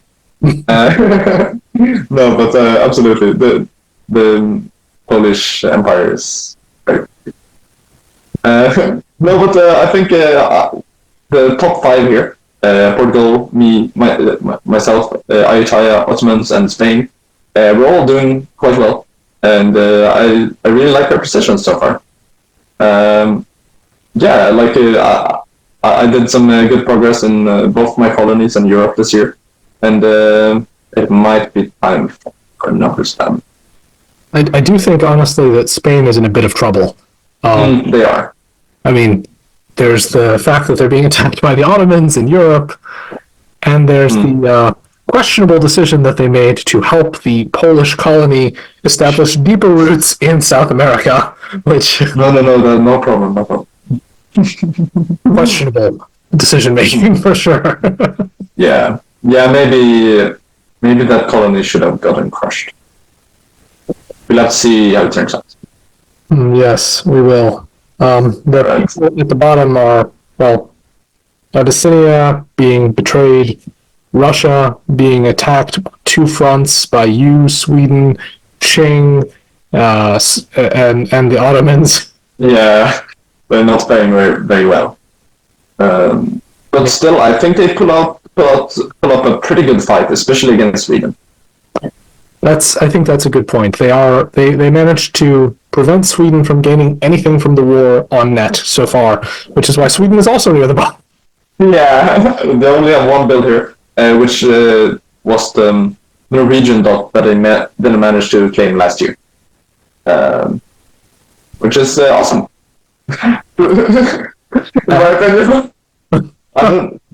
We'll have to see if I'll take advantage of this or not. But right now during winter, I'm doing my best to make sure that this fleet this build that Sweden has is going to the west.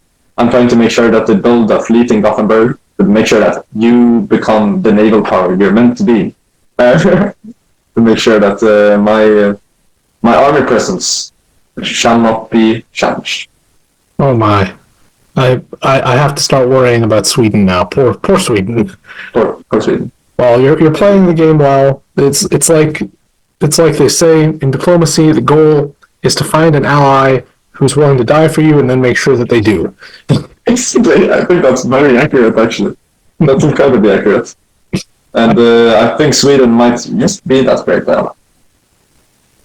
Let's move on to spring. Okay. The one last thing I wanted to note was that the French and British war is keeping them both from rising above the middle. That's all. Yep. It is true. France is finally getting some gains, though. And Britain is on their way down. Mm-hmm. Slowly but surely. Only -1. But they're on their way. -1 is bad. It is bad. As a colonial, that's devastating. Alright, let's see here. If we have some spring... can we get some spring moves? This is build. Oh, right, builds. I forgot about builds. Thank you. I think the most interesting builds here are, to begin with, in Europe. While I am slowly planning to stab Sweden here, because I recognize that their usefulness is about to run out, I also realize that the moment I build another fleet, they're gonna realize. So we cannot build any fleets in Europe. Yet. And therefore, we're just building 4 more armies in Europe. No, only 3, I think. Only 3 new armies in Europe. You just see a ton of pink armies. Yep, there's a lot of them. And I'm a big fan, honestly. While Sweden does follow through with their promise, they are building fleets in Gothenburg, which will make sure that I should be safe in the Baltic yet another year. For Sweden. For Sweden. If we go over to Africa, I and Bornu were not exactly agreeing on my army build. They really wished, but I built a fleet for nothing in the region. They suggested I put that army build and put it in Warsaw instead. That way I could simply just overrun Europe with my extra colonial builds. I'm sure this was very much in your interest that they were suggesting this, and not for any ambitions they may have held. Yes. There was never a case for me not building an army there, or building a unit there. I really felt like I wanted to build another unit there to make sure that Bornu didn't even get a thought of trying to attack me. Because if I only have 2 armies, the area's looking a bit shaky if I want to hold it. With 3 armies, maybe I can hold it. But the option of a fleet was, of course, something he tried to argue for instead. But I decided against building a fleet as well, as I didn't want to anger the deal I made with Portugal earlier on. Which he was not particularly happy with, and then we had an army in St. Andrew Island. I didn't notice it earlier, but seems Portugal may have also joined the Ottomans a little bit here, taking the Canary Islands. Oh yes, that was actually it was a trade between Portugal and Spain. As you can see, there's an army in Tangier, which Spain convoyed down there. It was a peaceful trade arrangement, allowing Portugal to become the naval lord of the Atlantic, while Spain could be the naval lord of the Mediterranean. Not a bad agreement. No, I think it's very fair, honestly. It's allowing them to keep their areas far from each other and not stepping on each other's toes. Any other noteworthy developments in this build phase that you might want to discuss? Of course, I built another fleet over in South America here. Sadly, I couldn't build 2 units, even though I got 2 centers, because of the fact that I only have 1 core center over there. Which is very unfortunate, honestly. And decided how to end this way. But that's just the way it is, I suppose. I think South America needs some coring. It really does. So my goal for South America this year is simply to play defensively, to make sure I don't lose any centers, and then build my extra unit that I was supposed to have there, and then later try to commit to something. For example, going into the Caribbean, attacking the British or the French. So that I think is my plans in that area for now. I don't know if there's anything else noteworthy to discuss during this build phase. I think most people are building quite standard units. We can see over in North America, though, that the French has successfully taken Boston from the British and so on. So there are, of course, developments in that war. Hi folks, Florida Man here, bringing you a commercial break to promote my book, Ruthless, Path of Conquest. Main title is Path of Conquest, series title is Ruthless. The series is being released by the publisher Podium. The first book will soon be available on Amazon and Audible for those of you who prefer to listen rather than reading a text. This novel is a fantasy in an apocalyptic Earth setting, and here's the description that my publisher prepared for it. The end of the world affords a restless everyman the chance to be a fearless warrior in this exciting apocalyptic adventure filled with magic and monsters. James Robard was a risk-taking con artist and thief before he turned over a new leaf as a loving husband and a dull suit in a law firm. He's never felt so unadventurous. That is, until the system descends upon Earth, and he's initiated into a thrilling game world of magic and mayhem, training for exhilarating challenges that make him feel alive again. With much of the Earth's population already wiped out, James's first mission is to survive. But the system sees much more in him, like his potential as a warrior. After all, it's judging him by his nefarious past. It knows he'd kill to outlast the dangers ahead, and be reunited with his family. In fact, it's counting on it. It seems the system has found its game villain. Forging a path of escalating stamina, mana, and skills, James is tossed into violent combat with ravenous monsters, treacherous humans, diabolical cults, and gods of less than divine intervention. The life and death risks and total abandon are giving James a rush.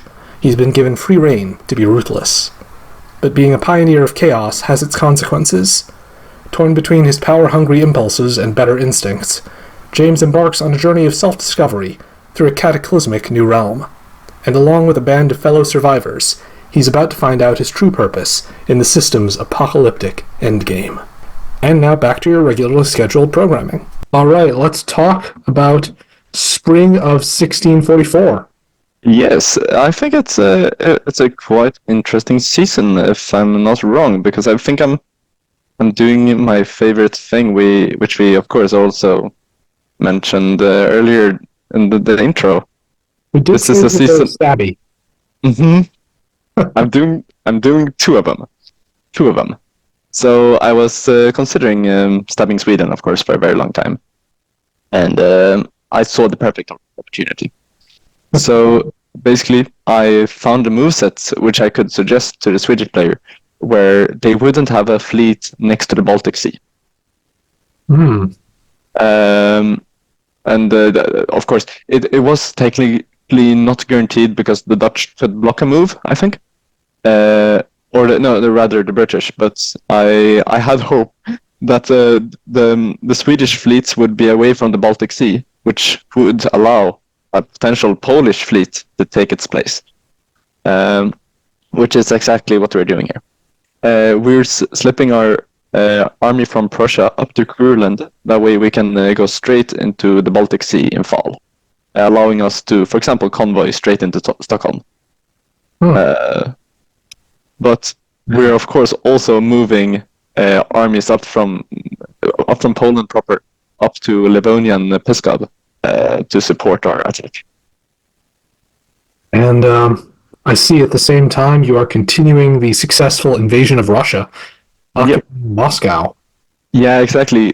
Thanks to our wonderful Salt, I've reached Moscow now. He has granted me support into Moscow, and this is starting to look really good in my mind. I think if Salt had turned on you in this moment, instead of working with you against Russia, and I can see here also moving toward Austria, if Salt had turned on you instead, I think this is the moment when you might have actually been attacked from all sides. I honestly think that's very fair. I've in general tried to keep myself as unattackable as possible, because I know if Salt sees weakness, he stabs. That's a diplomacy player's instinct. Yeah, he is one of the stabbiest players I know. And I'm honestly surprised he didn't stab here, because I did expose, for example, Moldavia to him here. But he continues demilitarizing the Balkans with me, which I love. And he's also giving me support in the Moscow. I did misorder an order here. The army in Kiev was not supposed to go to the east, to Poltava. It was supposed to go to the west, to Podolia. Too many Po. So I ended up with more armies in the east than expected this season. And the Ottomans were not very happy, since it's adjacent to quite a few of their supply centers. I can't imagine why. Yeah. Yeah, I don't see it. Anyways, but this is not our only point of cooperation in Russia, that is. This is also the moment where I stab Austria. Austria had been a very loyal ally so far. They've been sharing information with me, and they really were great. But sadly, me and some spectators, some other country spectators, realized that we cannot become a line, because we're progressively becoming a line right now, right? We're all the way over in Bremen and all the way over in Moscow. We're becoming line. We cannot have Poland line. We must have Poland ball. Okay. we must become Poland ball, because if we're not the Poland ball, we will be dominated, and we can't have that, right? Yeah. So this is the only one of the reasons why we're stabbing both Austria and Sweden, because we're making ourselves less of a line and more of a ball. The reason why. Exactly. So we don't want to become a line because we're more easily attacked that way. It's easier to break our borders and so on. But if we expand in a circle, we can more easily keep control of our. We make sure that there aren't centers that are unprotected, pretty much. I think this worked fairly well for the Roman Empire. Yeah, exactly. The Roman Empire followed the ball theory. Trying to expand the borders in as many directions as possible. Yeah, exactly. And I think that's exactly what we're doing here. We're expanding south, we're expanding west, we're expanding north, and we're expanding east. No direction neglected. Exactly. Us Poles love all the directions. No, but the stab should allow us in picking up Prague this season from the Austrians. And as we also have Ottoman support and French support, we should be able to finish this battle quite quickly, I believe. Which is exactly what we want. To win one of these world variants, we need to win as quickly as possible. Because there's someone else who might move faster than me the other side of the globe. And we cannot have that. We must move faster. And that's why we have been aiming at getting around 5 or 6 builds every year so far, which we have reached. And with these stabs, I'm hoping that we can keep up that pace, pretty much. So we're expecting Helsingfors, Moscow, Prague, and maybe something Narva, of course, over in Sweden. And I think Europe went pretty smoothly this season. Other than my stabs, there's not a lot to comment on, I think. Sweden, of course, goes west this season, as we arranged, to stab the Brits. Ah, yes. Sweden doesn't realize how vulnerable this... Yeah, I really think they didn't. Because just because I don't have a fleet that can attack them, that doesn't mean I cannot attack them.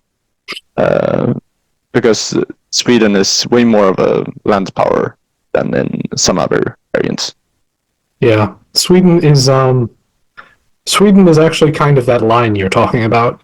It's just exactly. A line. Yeah. Right now, Sweden very much is a line, and we can pick up one end of the line that isn't protected yet, and cut it off. So over in the other parts of the world, mainly my colonies, of course, in Africa, I had banned them trying to core the Great Fulu, as I suspect Bornu might decide to tap it.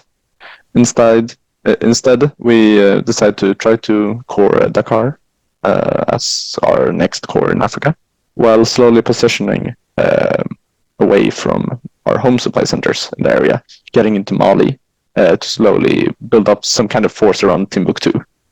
I have to say this is a very strong strategic play, and good anticipation of what Bornu would do, given how Bornu was opposed to you putting an army there. It's not really surprising that now exactly. You tap your coring unit. Yeah, exactly. They don't want me to have more cores over there. That way I can pop down even more armies. No. So... And this still accomplishes my goal of having home supply center right next to Bay of Nouadhibou, which I'm very happy with.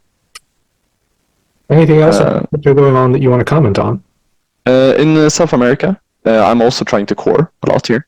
I'm trying to cover Caracas in case Spain stabs, but I'm also trying to core both Palermo and Barbados here. Make sure that the same incident doesn't happen in the future. Gotta say, that's pretty gutsy. Yep, it really is. But so far, we're safe. As long as it doesn't stab you, you're probably okay. Yeah, exactly. And I feel pretty solid with Spain so far. Even though Spain and the Ottomans are in this very interesting war. Yeah. But I think they just accepted that I'm gonna try to stay neutral. I might help both of you in the centers, but I'm trying to stay neutral. If I were Spain, I don't know how I would have accepted it, honestly. Yeah, no. I totally agree, because I can't handle players keeping neutral either. but I also didn't have the units, at least in South America, to stay neutral. I had to stay neutral, but yeah, that's where Spain can stab me, of course. But I think they just hyper-focused kind of on attacking the Dutch here. But also, if you go down to the South Cape of South America, we can see that they battle the regional power of Mapuche Tehuelche down there. So they have enough enemies in South America already, pretty much. True. Spain is fighting not only the Dutch, but also the Mapuche. Yep. And they're also fighting the British up in the Caribbean. Oh my. The Spanish couldn't stay out of that, huh? Yeah. Maybe staying neutral would have been well advised for them. That might be a move, yeah. True. They really managed to take advantage of the weak British position, though, which allowed them to go to a center in Cuba, which is really well done, I think. Oh, that's a good point. I do see, though, that Britain is walking into a Spanish center here. That is very true, yeah. Yeah, that's very fair, actually. I think there's might happen some interesting supply center trades down there. Yeah, I wonder about this, about whether this is just an unnecessary distraction for both of them. Yeah, I think I personally think the British would like to focus more on the French, of course, and I think Spain might just have too many fleets in this area, more than they need because they don't want France to grow too quickly either. So yeah, if I'm Spain, I'm not building a ton of fleets in here unless I'm really committed to fighting either Britain or France, or probably Britain, honestly, because France in the Caribbean is never going to be that significant unless something really serious happened to Britain. Yeah, exactly.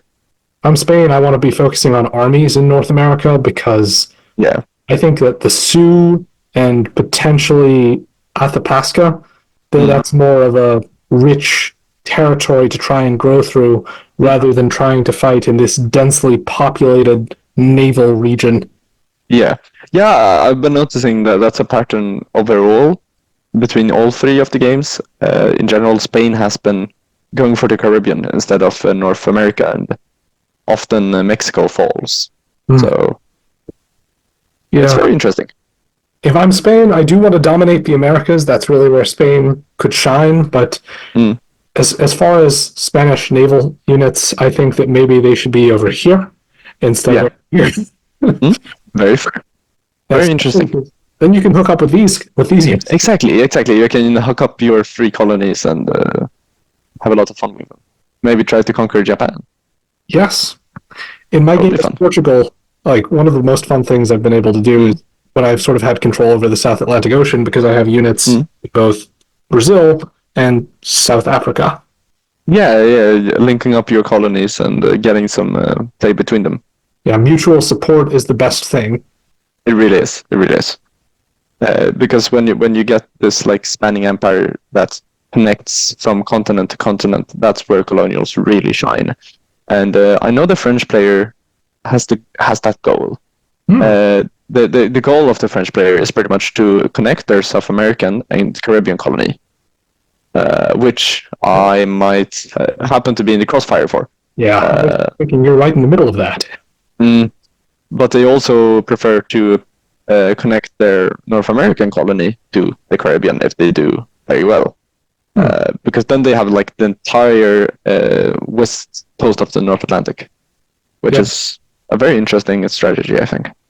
I think so. I mean, it's interesting. I think the French position is really hard on this map. Honestly. It is, honestly. Yeah, I thought it would be quite a strong position, but their North American colony has been proving to be not as strong as I believed it would.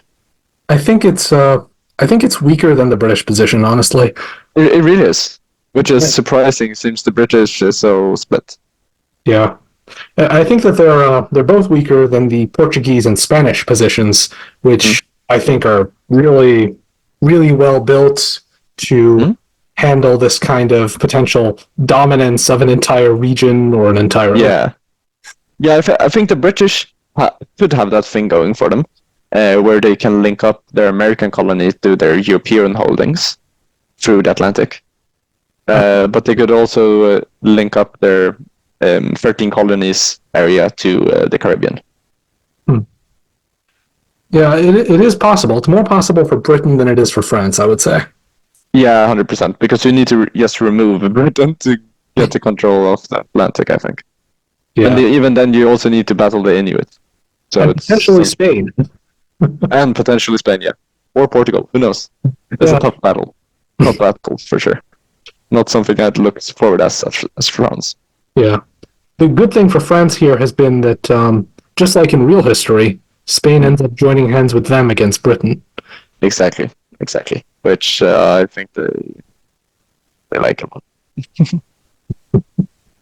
Anyways, I think this springboard... is there anything else we need to consider here? Let's look at Asia, because we haven't... Yeah, we haven't really talked about Asia so far. Of course, Qing is doing some excellent moves here. Really setting up themselves to dominate the entirety of Siberia. We have, from my understanding of this game, we have this mega alliance between Qing, Ming, and Ayutthaya. So both the Chinas and Thailand. Whose goal is just to try to dominate Asia. And the targets of this alliance pretty much are the Mughals, Russia, and Tokugawa. I have to say, it doesn't seem like it's been very effective against anyone but Russia. Because we have the Mughals right in the middle of what should be Chinese territory. We have Tokugawa having reclaimed the entire Japanese island, the entire main Japanese island. And Russia obviously is suffering. Russia is severely suffering, partially because there's this brutal Polish player coming in from the west and smashing all of the Russian defenses to make it pretty unfortunate. Yeah, I don't know if Poland ever historically invaded Russia, but they did. They did? Exactly. It's very interesting, actually, because I ended up replicating history in this game. Because the leader of Poland during this time, the King Grand Duke Władysław IV, he was also for a period of time the Tsar of Russia.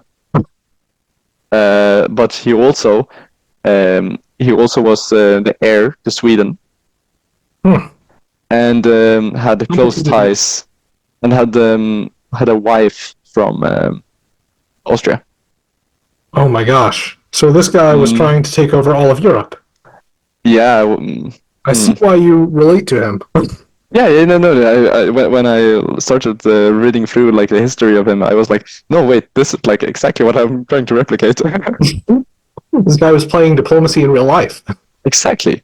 Damn, I wish I could. No, but it was a very fun moment to just realize, wait, I'm just replicating history at this point.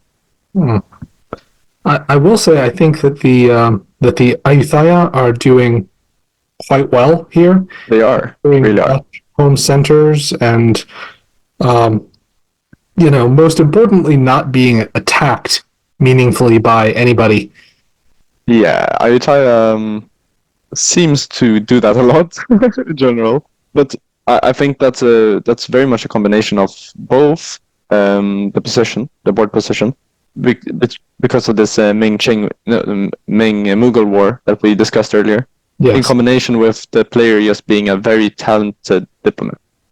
She was always she's very talkative, and it feels like she's quite fair as well in her deals. So. Well, that would help. I think that the way this map is, it is difficult for Ayutthaya to actually lose out unless the relationship with Ming collapses. I think as long as that one alliance is in place, Ayutthaya should hold on to all their stuff, basically. Yeah. Even if it's hard to make gains, like if the Dutch and the Portuguese were not fighting in this game, as seems to be a habit, then I think IU would be having more trouble. Yeah, I think one of the reasons why IU is so strong is that they really can take advantage of the colonial conflicts.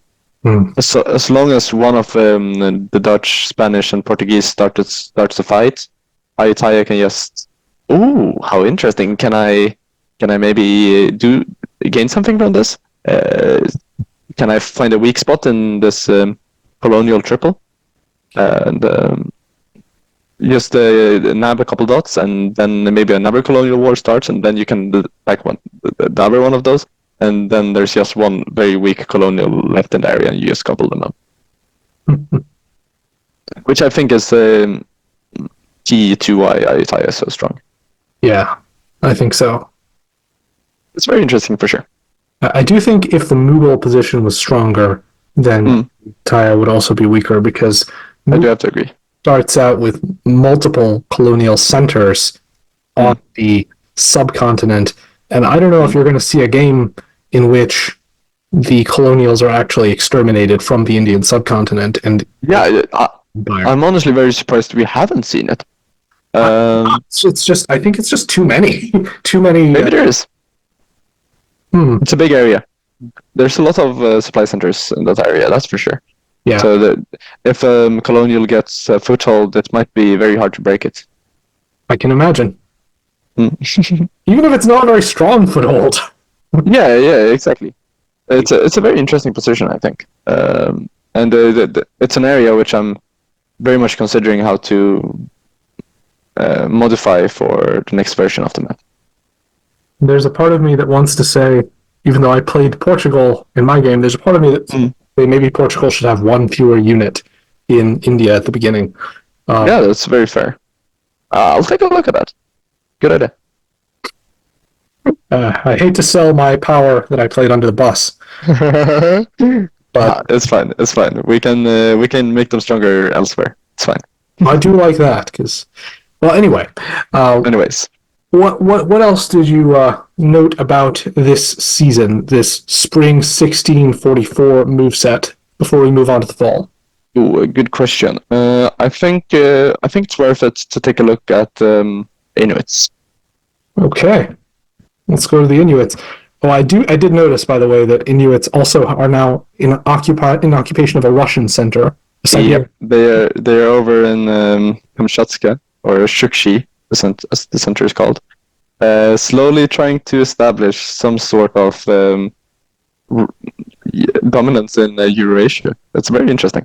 I what you were looking for is the Inuits are trying to establish a colony. They're establishing colonies, my friends. They're establishing colonies. It's reverse order. Russia was supposed to colonize Alaska. Yeah, I can promise you guys that this is not the first colony we'll see from the Inuits. It's gonna be an interesting game. That's all I can say. So basically, I think, if I'm not wrong, this is a quite interesting season for me diplomatically that I honestly really forgot. Because this season, you guys know how I mentioned that the Inuit player talked to everyone and might not be so trustworthy? This is the point I'm talking about. So basically, I started hearing rumors, both from the Inuits, but also from players like Russia and Bornu and people all over the board in general started telling me that there was a coalition brewing against me. Included powers were such as Ottomans, Spain, the Inuits, no, Bornu and Russia and Sweden even, which I was of course not very happy with. I heard that Spain was the one whose idea it was. So I approached Spain about it because I think talking about it might make it possible for him to not believe in the Inuits anymore. Because basically, I started exposing that the Inuits had been telling me Spanish secrets the entire game, which was true. The Inuits were almost always correct in the moves they gave to me, and Yeah, the Spanish player was quite devastated when they realized that the Inuit player was not just interested in talking to them because talking was nice, but rather to leak everything they said. And Tricky Inuit player. yeah, and that pretty much collapsed the coalition because Spain realized that maybe there was more trustworthy people like me, right? How could Very anyone doubt Poland's trustworthiness? Exactly. I did not stab twice this season. No. Anyways. But I think that's the past. Exactly, that's the past. No, but the Inuit players making some really aggressive moves right here. Going for Newfoundland. They're also in Sargasso Sea, so they might be joining the Caribbean action here. Oh my gosh. That's very ambitious. It really is. I think Britain might be in some real trouble. Yeah, that's possible. Yeah, the Inuits managed to trick the Brits, and now the Inuits have 2 fleets right next to the 2 unguarded Newfoundland centers. I would not want to be Britain right now. Yes, which is honestly very unfortunate, because we have noticed that Newfoundland has a natural stalemate line. You cannot break into Newfoundland if you have 2 units on it. Which, yeah, it's a big mistake, and we're gonna have to fix that. But right now, you cannot break Newfoundland if there's 2 units on it. Fascinating. Because there's only 2 adjacent sea tiles to it, which is an oversight on my end. But we'll that'll be changed. But I think that should be enough for spring. All right. Because I think fall this year is very interesting. Well, let's move on to fall. I hope you liked that video. And if you did, you know what to do. Like, subscribe, comment with your thoughts below. I would like to thank the patrons and the translators, and also just the subscribers. Everyone who's still sticking around, remaining interested in this channel. I have to say, the future of it is not certain. It's possible I will not have time to make diplomacy videos at a certain point in the future.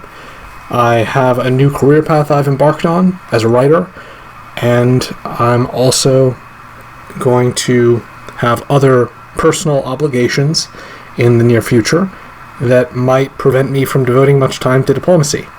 But I intend right now to always leave my YouTube channel up, maybe update it when I can if the commitment becomes too difficult to keep up regularly, and I hope it will always be a testament to my love of this beautiful hobby.